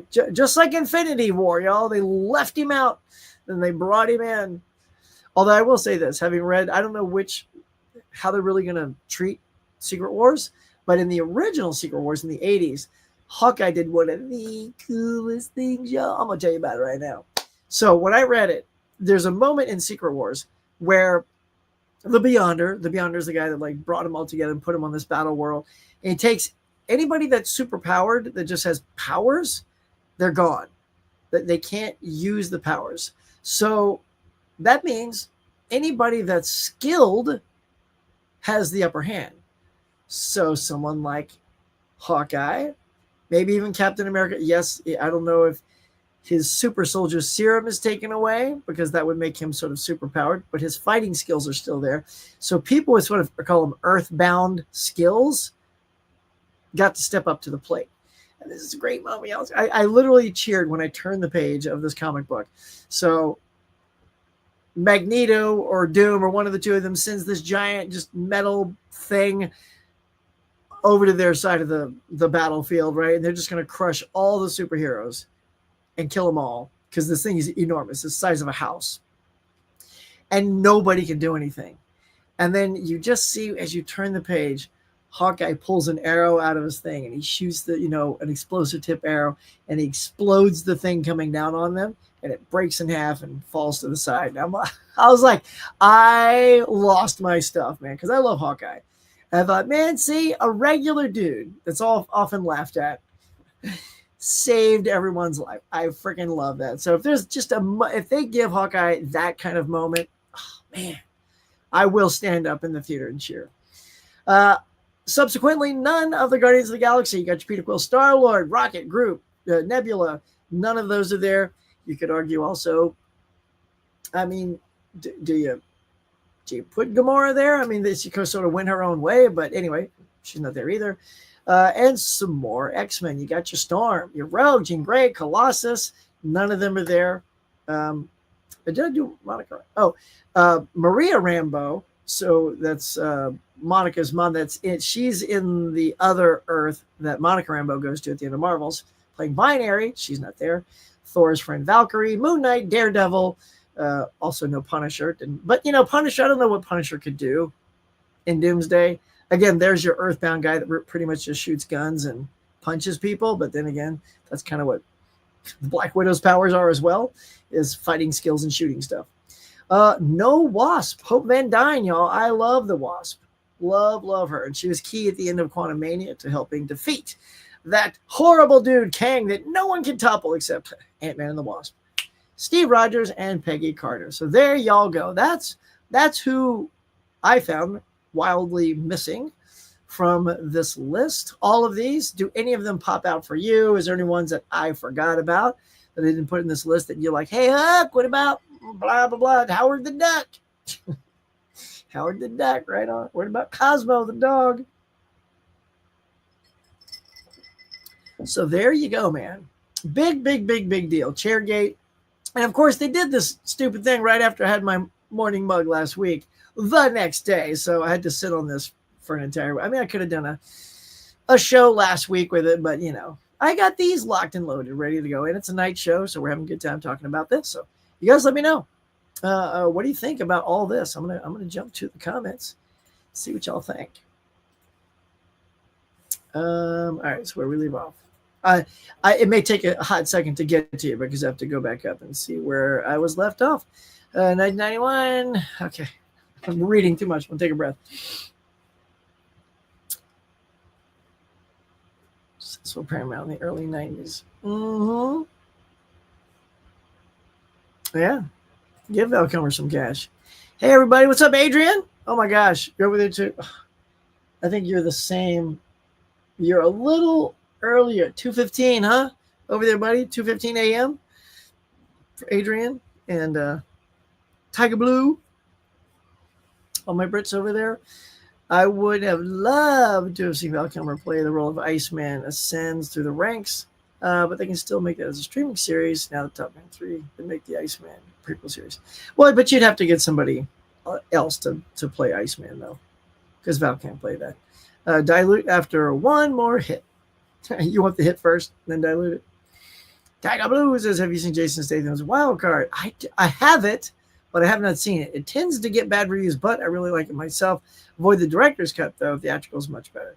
Isn't it funny how sometimes the theatrical is a better cut in some of these cases? Oh, greetings, Hollander. How you doing, man? What is good? Greenlit. There you go. Mr. Oates. Look at you guys. How you guys doing tonight, man? I love seeing everybody here tonight. Let me close that down just so we can see where we're at. Caveman, how we doing? How many likes, man? Where are we at? We're just chugging along, having a merry good time. Let's see, 22. All right, 22. It's not terrible. It's not terrible. Could be better. I believe in y'all. It's a nighttime show. Come on now, nighttime. Let's jack it up. I don't have to get stopped for work anytime soon. You know, so we're just chilling like a villain. Let's see. Should Dougie Doug write and start producing a Cool Runnings like a sequel, or should he wait it out a little more and see if it gets announced by someone else? We don't need a Cool Runnings. I mean, Cool Runnings is like it's a built-in story. It has a beginning, middle, end. We don't think we need a Cool Runnings sequel. Did you like Working Man or Wrath of Man? Oh, Wrath of Man, y'all. Stacy, Wrath of Man is probably my favorite Statham movie. That sucker is so good. I believe that's also Guy Ritchie. It's excellent. I love the fact that it sees the point of view from both Statham's character, and then when he gets injured and taken out momentarily, then it sort of starts over and tells the story from the bad guy's point of view. I love that. And then they all come back together at the end. Excellent. I love Wrath of Man. I couldn't wait to pick that up on 4K. So yeah, Wrath of Man over Working Man all day. And I like Working Man. I'm not bagging on Working Man, but if I'm comparing the two, Wrath of Man. Easy. Tiger, you do know Wild Card is a shot-for-shot remake of Burt Reynolds' movie. Is it? And I gave man. Let's see. I might be having a bit of deja vu. I feel like you might have told me that before. I didn't know that you originally, but you told me coincidentally. Just looking at Letterboxd. And saw Bob said the same thing. So which one? Which Burt Reynolds movie? Is it like Sharky's Machine or Stick or one of those? Moody Mullen. Which one do you prefer, Caveman? I do like Burt Reynolds. Not seen his version, but I really like the Jason Statham version.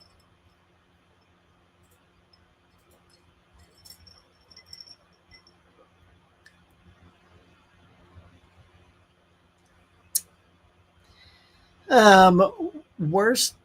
Okay, best to worst. Scenes from Mall, Butcher's Wife, Town and Country. I'll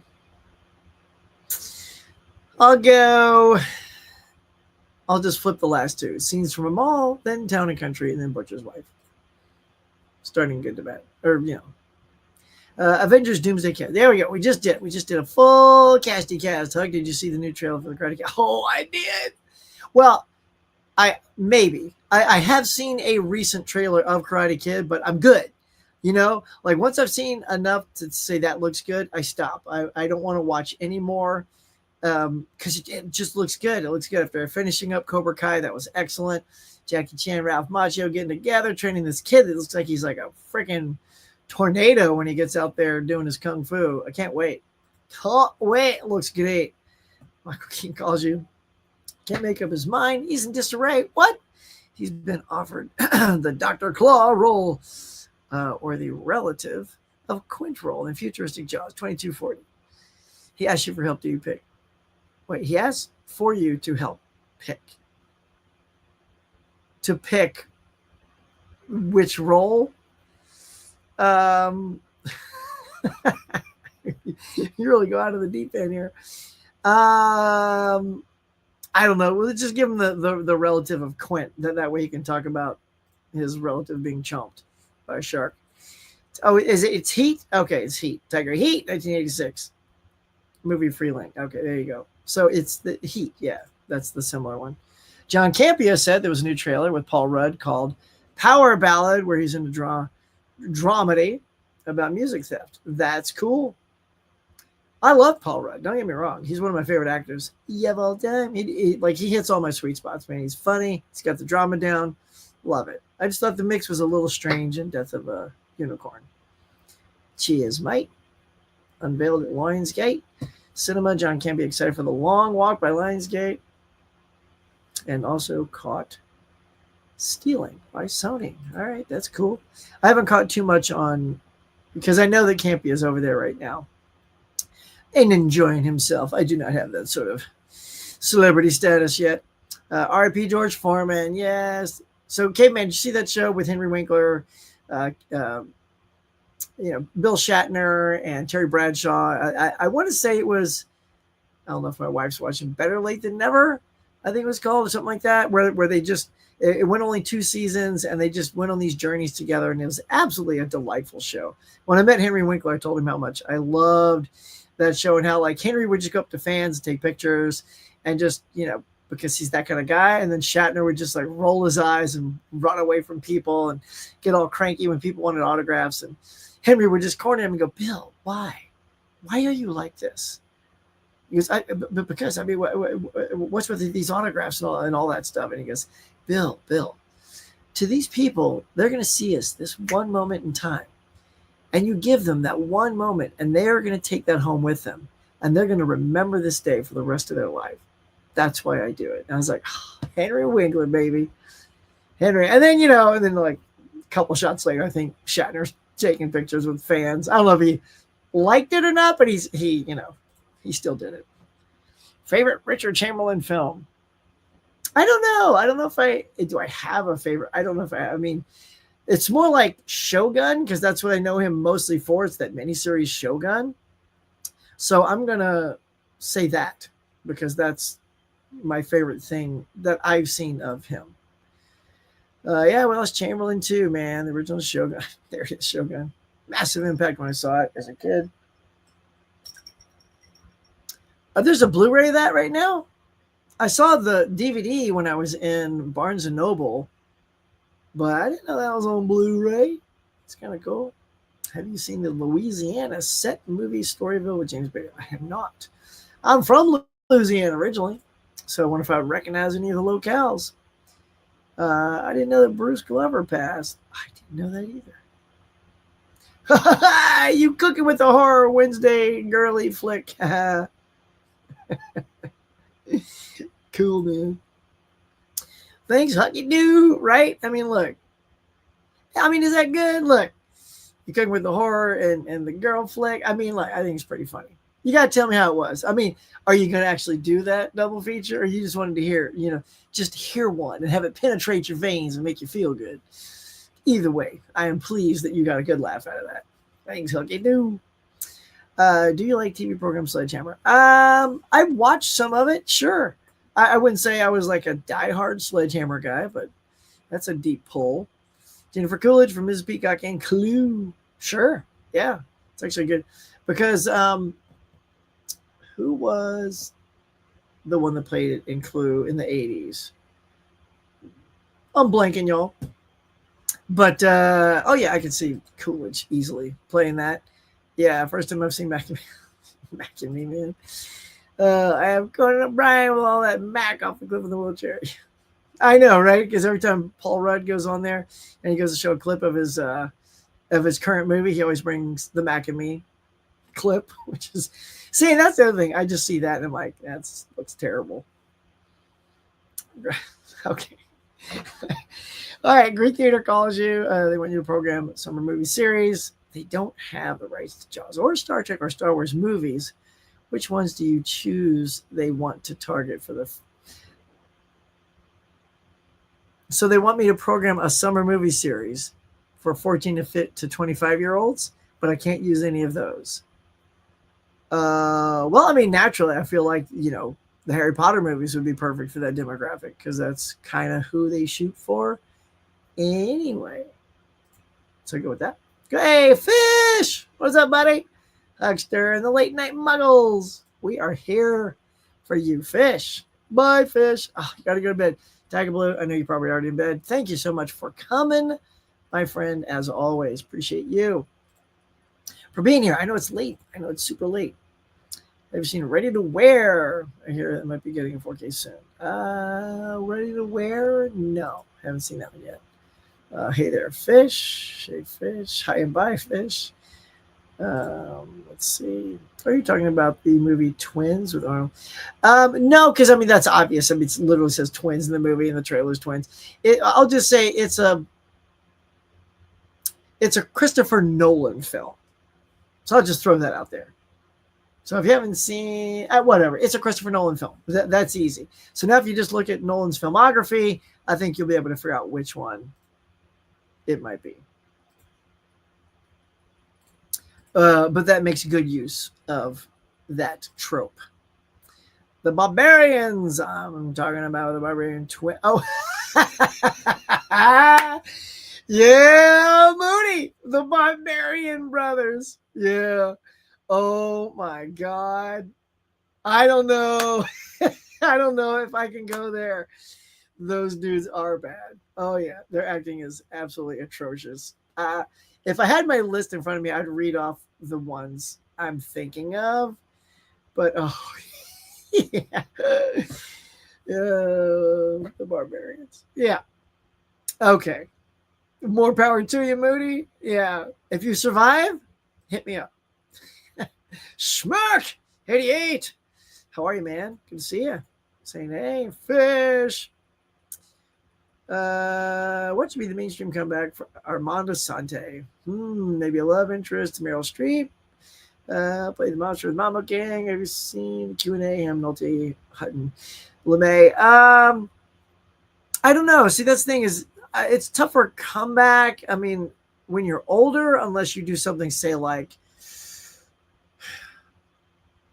okay, so like Adrian Brody, he was kind of like disappeared for a little bit. Then he came back and did the Brutalist, and then put us through a very brutal speech at the Oscars. I have a feeling no one's ever going to nominate or pick him again, even if he's good. Like, dude, you overstepped your time.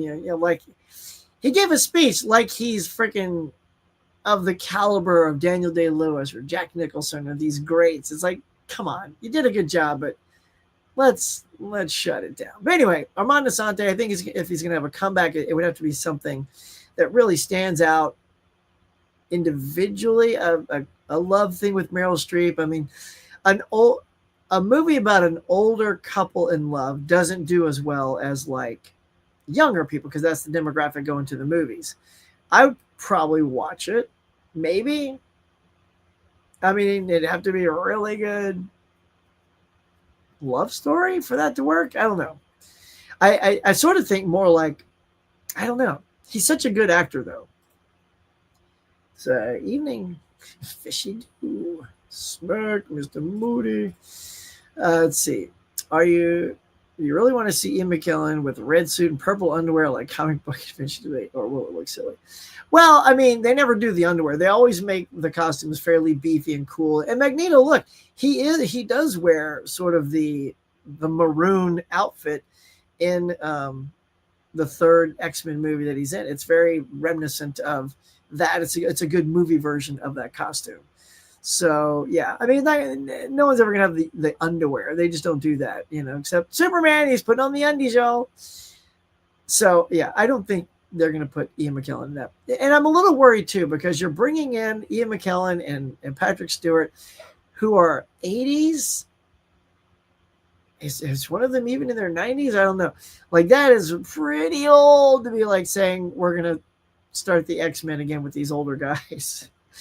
I'm like, my God, like at least Nicholas Hoult is playing Lex. Like he's a young dude. He's bald. He looks good.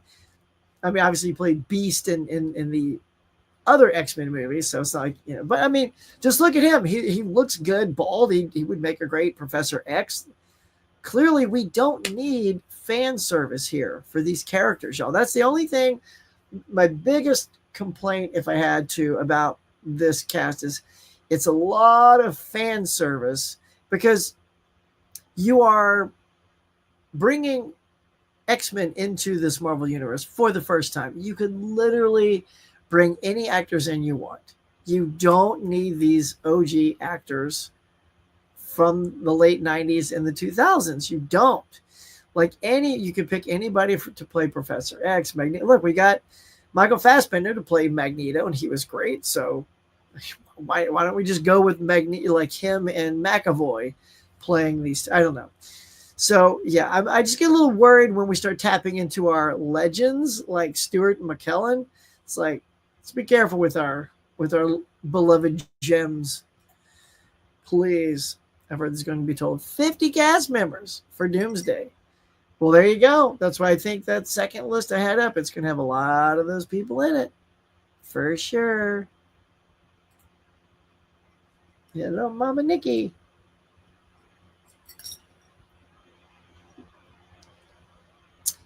Okay, the top 5 I'm most excited for Doomsday. Let's see. Well, I will say just because it's a surprise, Gambit's one of them, just because I think that's absolutely awesome. I always wanted Channing Tatum to get it. Now, I think he's going to tame his accent down a little bit because we went for comedy with that particular Remy LeBeau. So let's pull that down just a little bit. Shang-Chi, because I've wanted to see him kick some butt again. So my excitement is more for some of the ones who haven't had a spotlight in a while. Scott Summers as Cyclops, because I want to see him get a little redemption for that role. So that's 3. And then let's see, maybe Vanessa Kirby for Invisible Woman. So that'll be my 1 from the Fantastic Four. And then who would be a good, I don't know, and then Kelsey Grammer's Beast. Because I like Kelsey Grammer's Beast. I think his voice absolutely fits that character to a T. So those would be 5 characters I'd be very excited to see. Just because I expect to like all the other ones, but I really want to see those. Honestly, I want to see She-Hulk. That would be my number 1 omission that I'd love to see. Very happy about Stuart McKellen, Kelsey Grammer, Jen Kim. Oh, look at that, dude.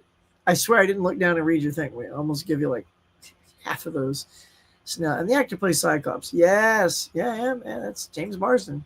Very excited. Holy crap, this movie will be long as I know, dude. At least 3 hours, right? It has to be at least 3. Ken, the great Kenster is here. What's up, Mo Frere?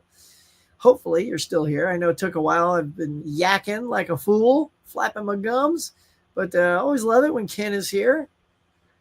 Hey, everyone. Hey, Jane. Yoink. Yeah, Shang-Chi. That's what I'm talking about. Let's go, Shang-Chi. Only Magneto can beat Dr. Doom. And the one hand destroy all the armor suits. You cannot pass. You shall not pass. Yeah, man. Let's go. Let's go. That's what's going to have to happen. Yes, if you're not already subscribed to Ken, one of the most popular people in the YouTube universe, there he is. Thank you, Caveman. Popping that down there. Go check out Ken. He does not let you down. Ken, number 1. Let's see. Shaman is the Marvel character that will likely be in Secret Wars. Oh, and we're both. I don't know. I don't know. Who do you think? I'm going to throw it back on you, Stacey. Who do you think should play it? I know Halle Berry is Storm. Exactly. No Storm. Halle Berry. Would you rather play Flat Top?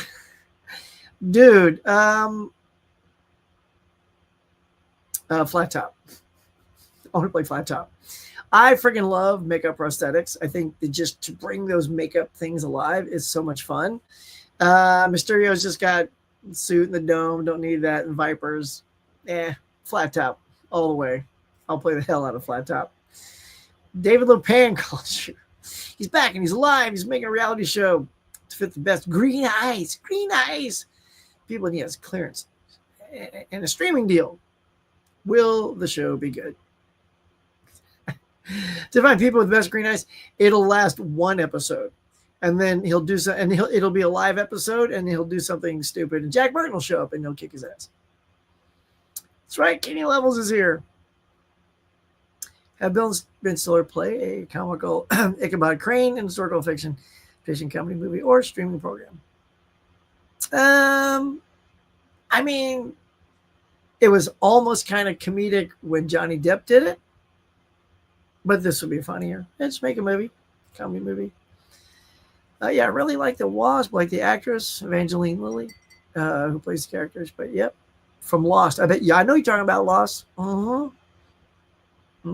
Yep. I agree with your list of who's missing. Thank you, Van Gool. Thank you indeed. Who cares about She-Hulk, Valkyrie? They suck. No, they don't suck. The shows sucked. If you know the characters, I don't know so much about Valkyrie because when I was reading Thor, Valkyrie wasn't really around. But the She-Hulk in comics is a brilliant character, and I think she could add something very cool to the movies. I'm sticking with it. It's right. I know, Hisham. It's a hot take. I know, but I got to go with my gut and my girl, Jennifer Walters.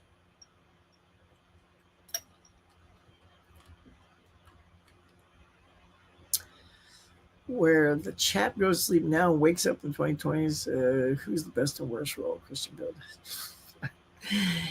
Bale. To play Rip Van Winkle? I mean, I don't think Costner. Rip Van Winkle. I don't know. Let's go with Christian Bale. I think he could do something weird with that. What about Iron Man? Well, I mean, you can't. I know, buddy. I know, but you can't have Iron Man because Robert Downey's playing Doomsday. To have him play both characters, it'd be like De Niro playing in that movie that no one's going to see. People don't want to see that. I think that they're already focused that it's going to be Dr. Doom. I don't think you want to distract and confuse people. But yeah, I know it's very weird not having Iron Man. 23 likes. Guys, it's a night show. Excited for Swordfish and Witness. Two great movies doing fantastic. Awesome. See the program on EView.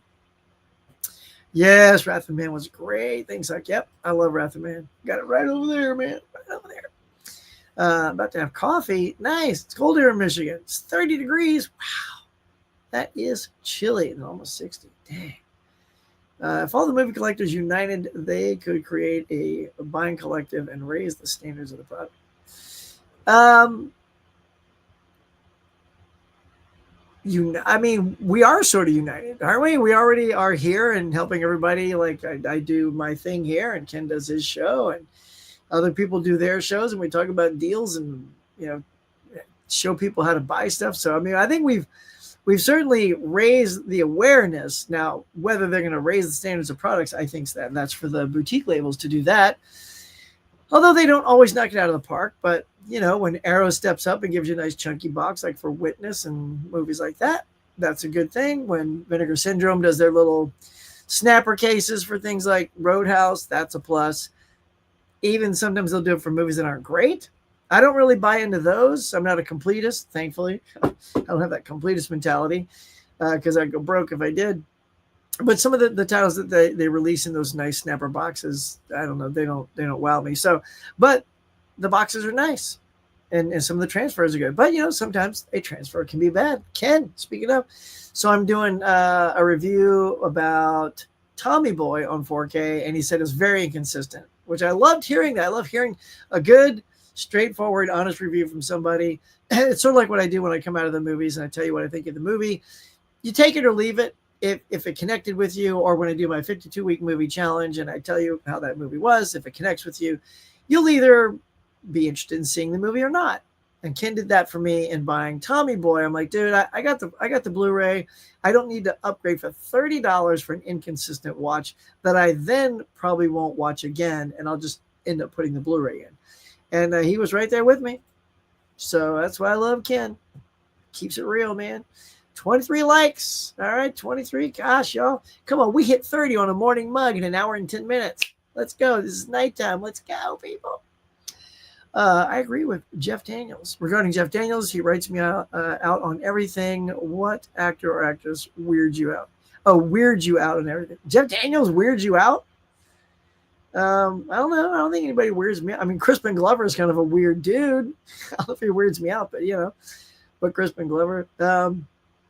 Also, Parker Posey is getting on my nerves now. I used to love Parker Posey, but she's done some shady things I'm not super proud of with her, and you know, Blake Lively, stuff like that.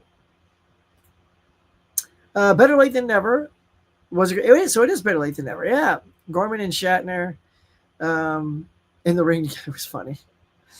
Foreman, George Foreman. Yeah, dude, it was so good. Those four guys were so lovely together. I just loved it. Favorite Richard Norton production? I don't. I don't know. I don't know. What's your favorite Richard Norton performance? Paul Walter Hauser for Ebert, Miles Teller, Cisco. How would you direct the scene where they come up using their thumbs? Uh, I'd say, look, fellas, thumbs up, and you haven't put their thumbs up, and it's like, do they have a straight thumb? Is their thumb curved? You know, because some people like that, and and you gotta like really wait and contemplate, ask them to get like manicures, pedicures, so their fingernails look good because their thumbs are gonna be forever, That's how you got to go, man. Good looking thumbs, straight, bent. In fact, if you look at the two of them, one of them is, I want to say Siskel is like this and Ebert is like that. It could be the other way around, but one's got a bent thumb. There you go. Yeah, I'm going to do that. Seriously. Dude, nice. Love it. Do you like the old board game Green Ghost? I don't know that board game. Eileen Brennan, thank you, Fish. I knew it. Fish. Oh, I knew you'd get me right. Yeah, Eileen Brennan, of course. She was delightful as Mrs. White. Right? Yeah, wait. She was White, and then Peacock was Madeline Kahn, right? Or you have it right here. She was Peacock, and then Madeline Kahn was Mrs. White. She was so good. Oh, that cast was so good. Susan Sarandon or Laura Dern? For what? Just in general? I've probably watched more Susan Sarandon things. I love Laura Dern. I probably just have more of a like for her when it comes to Jurassic Park and maybe one or two things, but I feel like I've watched Susan Sarandon in more things that I really love. Rocky Horror Picture Show, Thelma and Louise, Bull Durham, Lorenzo's Oil, like all these kinds of more movies, I think. So I'll lean to Susan Sarandon. There he is, Mega Mike. What's going on, buddy? Lady Hawk, Robin Hood, Prince of Thieves. That's easy. I'm gonna go Robin Hood, Prince of Thieves. It's a better made film. The synth music in Lady Hawk really dates it. That's one I wish Richard Donner, if he was still around, would ask the studio, hey, can I just do a real score for this film? Because I think it would really jazz that movie up. So, Lady Hawk's a good movie, but it suffers literally as a product of its time because of that music. But Prince of Thieves is a hoot and a half. Should Eric Bogosian licenses play talk radio for a new movie or streaming service? I don't know. Is there a big clamoring for talk radio? I think it's way more fitting for probably a smaller TV show if something like Apple TV is looking for something, but it's a pretty old property. Paul Dano for Rasputin, or is he too nondescript? Paul Dano could be weird enough to play that, sure. Hey, Mega Mike, I'm watching, and Gwen just fell. Oh, my goodness. John Doe Van Gool. Uh-oh. There we go. I want special edition for Q&A. A bad title for a great Lumet movie. Nick Nolte, one of his best performances. I'd have substituted out Timothy Hutton for someone else, maybe Tom Hulce instead. All right. Cast Joe Pantoliano's Puck for Marvel. That's Puck. Again, I think Pantoliano is getting old. He's a little too old, but I mean, he's a good pick. He's super funky. Icarus from the Eternals. Yeah, that's another one too. We didn't talk about any Eternal characters. No, now that you've got this, what's this like, Kamet sticking out of the ocean, the giant celestial sticking out of the ocean, and we haven't heard hide nor hair of any like Eternals at all. So that's another thing. I feel like, yeah.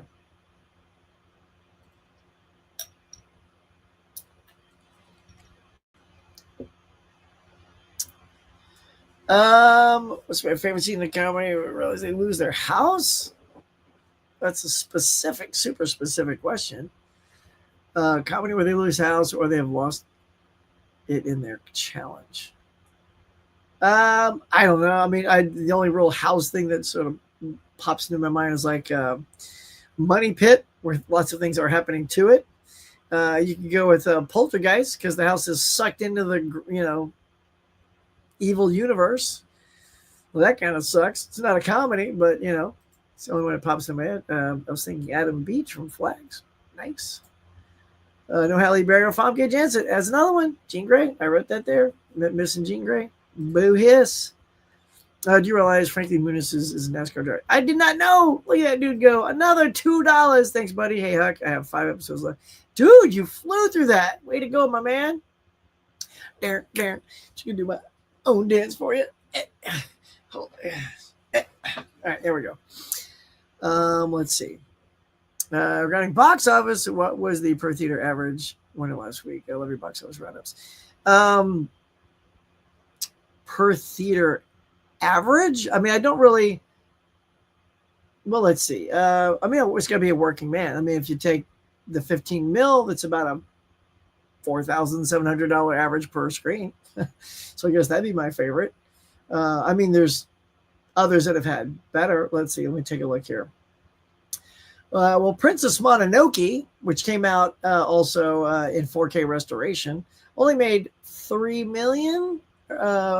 million, but it was in less theaters, only 330, so that gives it an 11.7 film average. So that's probably the most kick-ass average of the week. Yeah, it is. So let's see who else. Yeah, I mean, there's some other ones that are lower, but actually, yeah. I'll go with that one.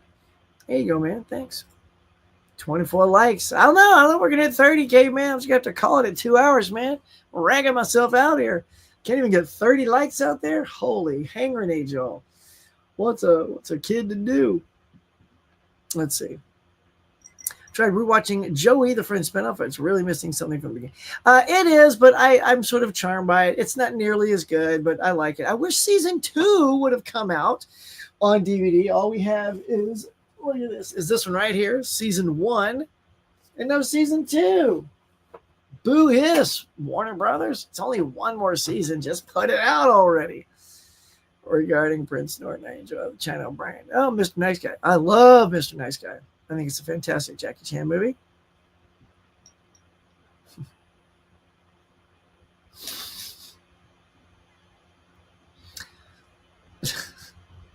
No, I don't. Barbara Streisand, it would not be good in an action thriller. There's nothing about her demeanor or persona that even people, I think, would believe her in that kind of thing. I mean, people today, you get like Kate Blanchett and Charlize Theron, people like that, like in Atomic Blonde. Those are actresses you can see just whooping ass. Scarlett Johansson, but Barbara Streisand, no, but I don't think so. Yeah, take a breather. I'm getting exhausted. Yeah. If I have to guess any more things, I may have to skip over a couple. Change history. Yep. I did enjoy the Friends spinoff. I totally agree. Huck, Robin and Prince Thieves. Yep.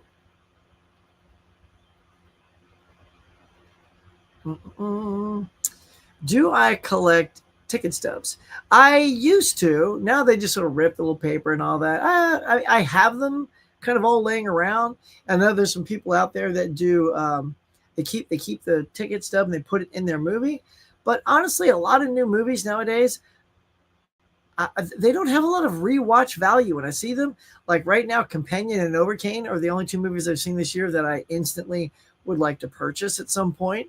Maybe not day one, but those are the only 2 that have stuck out for me to want to own.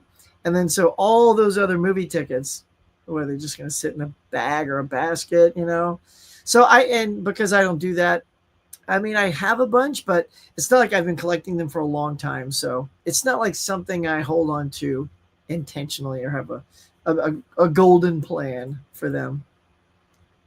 My wife. What's up, retro dude? is my wife.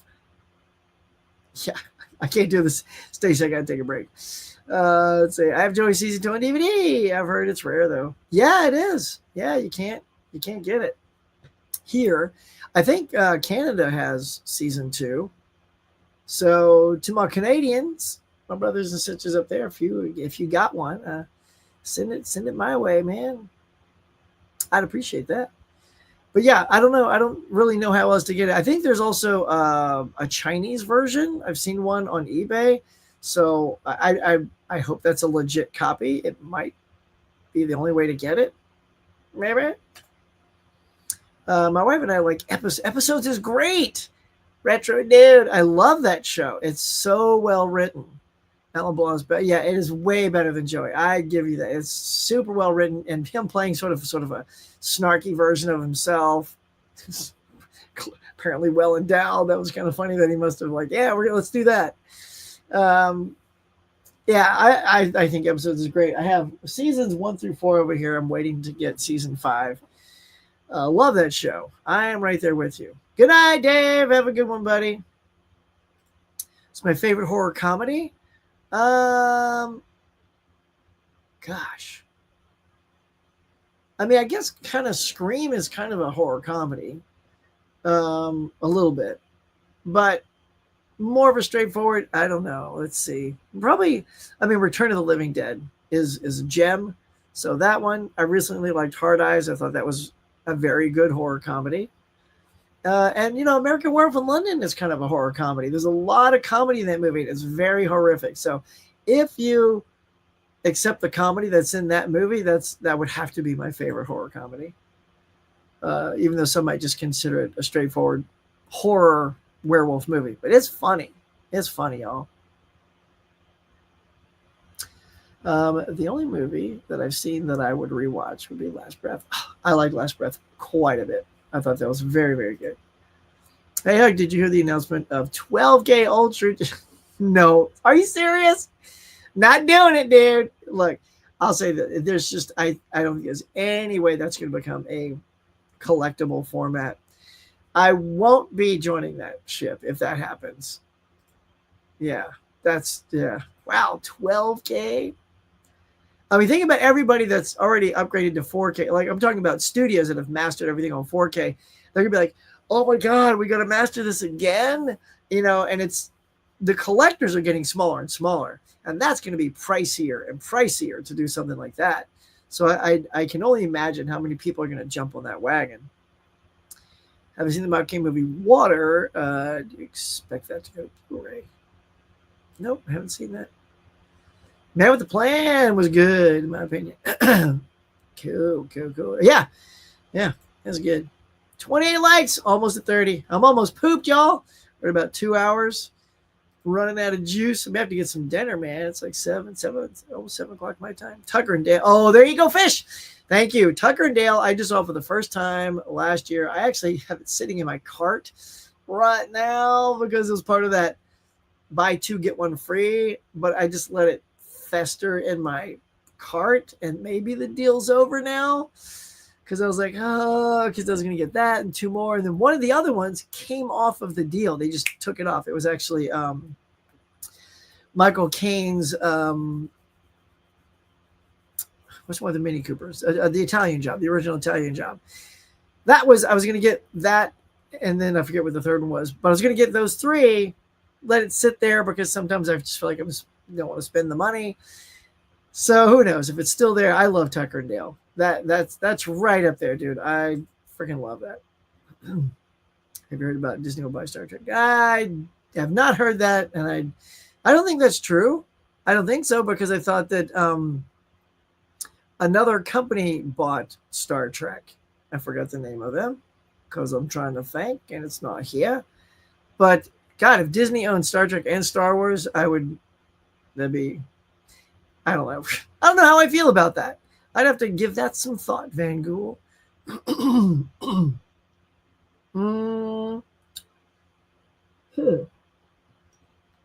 I remember Nathan Hayes, but I don't, I remember the movie, but I don't remember anything about it. They said 12K steelbooks were ranked. Yeah, there it is, buddy. Right? Me and Jeff, we're out. That is so not our wheelhouse. That is not our price tag. Look, the whole point of the $20 perfect price point when VHS tapes became $20, that was the perfect sweet spot for everybody to start collecting and buying movies. And then when DVDs came around, that was kind of the sweet spot. It stayed at 20, and then I mean that literally is sort of the sweet spot price for collectors still. And the further away the prices get from 20, the less I tend to buy, if that makes sense. So the further that gets away, the less I'm going to buy. And dude, yeah, if that happens, I mean, just it's not even a question. Would I buy those? Not even for my favorite movie. Back to the Future, Superman, Rocky, they all come out at 125 to 175 each. No. 1,000 times no. I would never, never, never. Unless it's Disney. Yeah. That's an even bigger hell no. 10 o'clock, buddy. We'll go get some sleep. Gotta open up a new drink. Mm-hmm. Nobody. I would think nobody.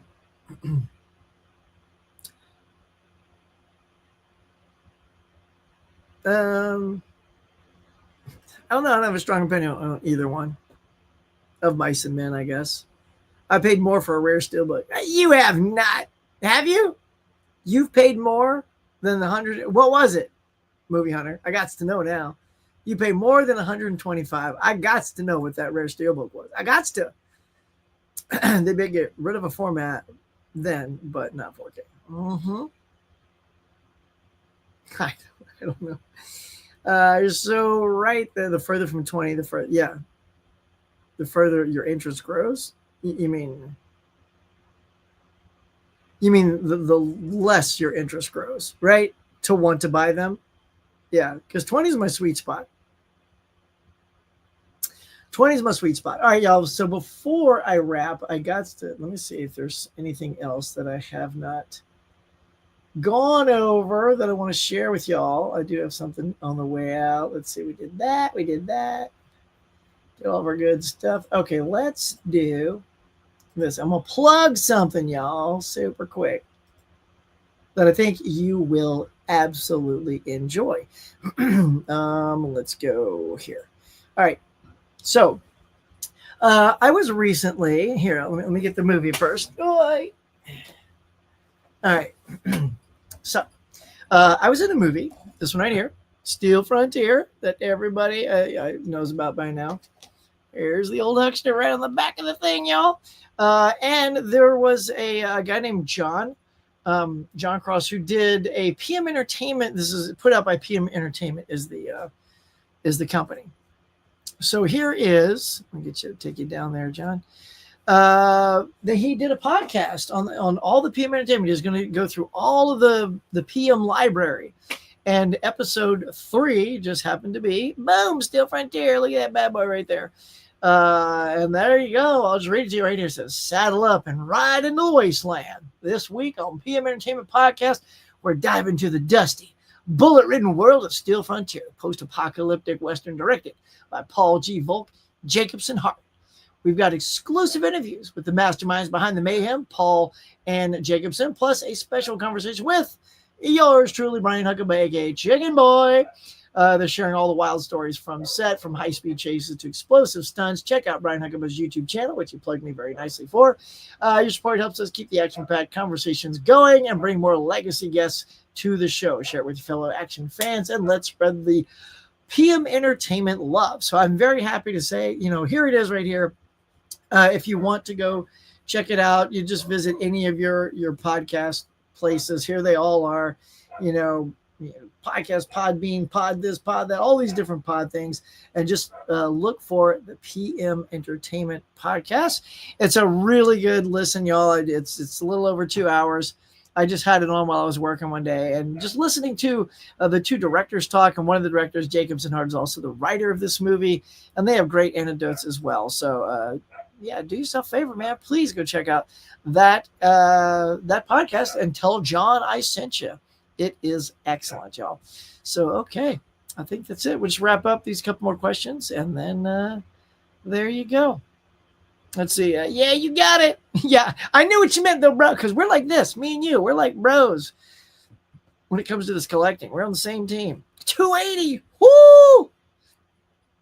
Anime Made in Abyss. The Grave of the Fireflies Steals, selling for 400. Well, then that's a good investment. If that's something that you maybe don't necessarily want to hold on to, dude, that's a nice little profit that could go into getting more movies, I guess. Gotta look for a copy of that movie, Still Frontier. Yeah, man. It's like I said, it's on DVD right here. I think it's a little hard to find. It's not readily available. Let me just see. Let's see. Let me just check. Let me check for you guys because I'm your pal. I'm your buddy. Who's your chum? I am. We're gonna look at Spamazon and just see. Okay, hold. And weird. I had to type in a character. All right, let's see. Although you can see it for free, though, streaming on Amazon Prime. So if you do just want to see it, you don't have to buy the DVD. Actually, the DVD is still available. It is here. It's bucks. It's a little on the pricier side for a DVD, but I think because it's hard to come by, it's not as prevalent as it used to be. But there you go. So here, I will share you my Amazon. I have a affiliate link. Here we go. All right.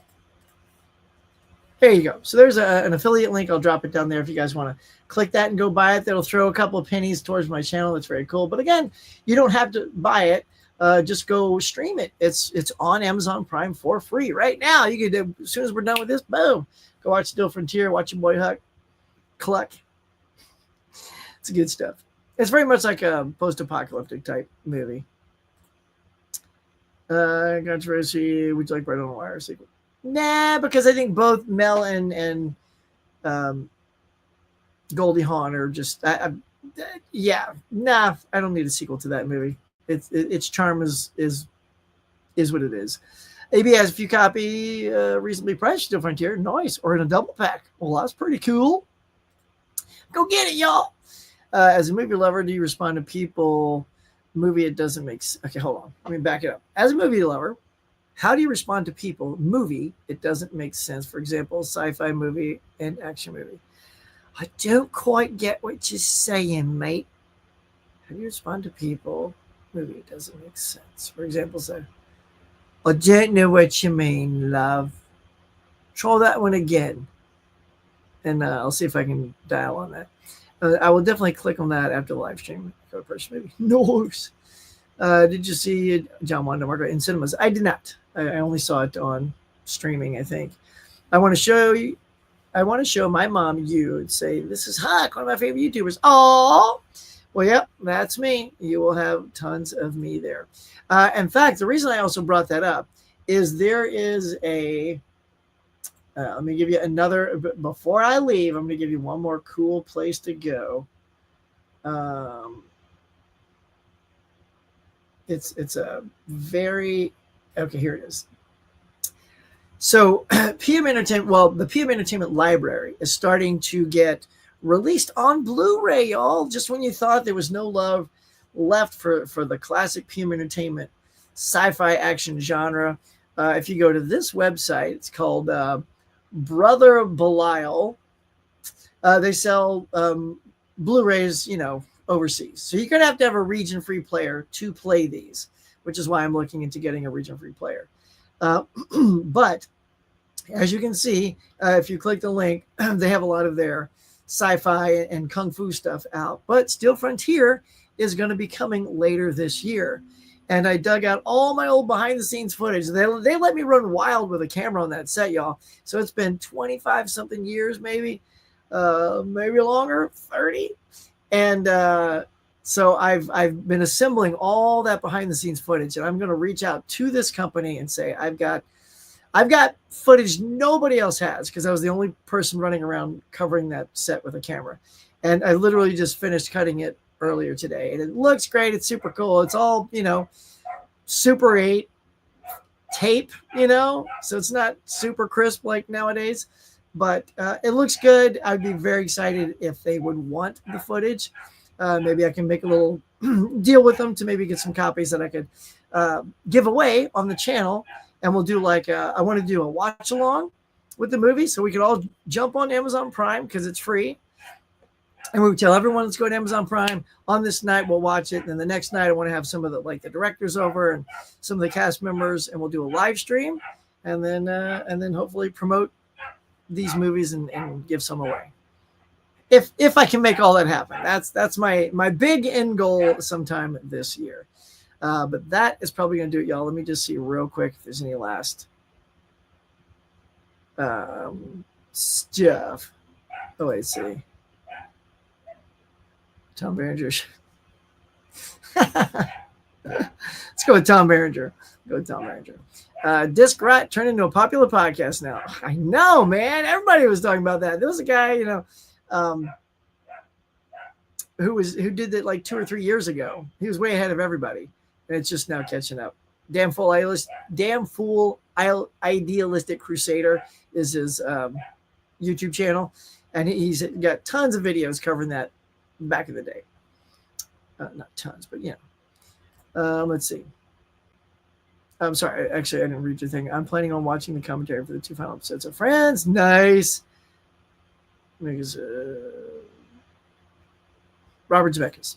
And finally, what towns was filmed in? They were filmed. It was here in California, and it was not I want to say it's Ontario, California, but it's somewhere near there. But anyway, it was this old abandoned steel mill that was used. It's been in other movies like Terminator 2, Mortal Kombat. Like if you see the background, it's very familiar setting for these post-apocalyptic kind of things. Oh, but y'all, I think I've yacked your ears off. How well did we do? Did we come close to the 30? I don't know. If you're watching now and you haven't hit the like, please get on down there. If you enjoyed this fun night of talking Marvel and all this other good stuff, get on down there, whack it. We just need 2 more. You can be the one that sets it over the top right here, right now. You'll have the satisfaction of knowing you did that very thing. Okay, my friends, that's going to do it, man. I think I'm good. I think we're good. We had a good night. Thank everybody for coming in tonight. Appreciate each and every one of you for coming out for the evening show. I know we normally do a morning show, but sometimes you got to do it at night. So thanks a lot, guys. Have a good night, and we will catch you later.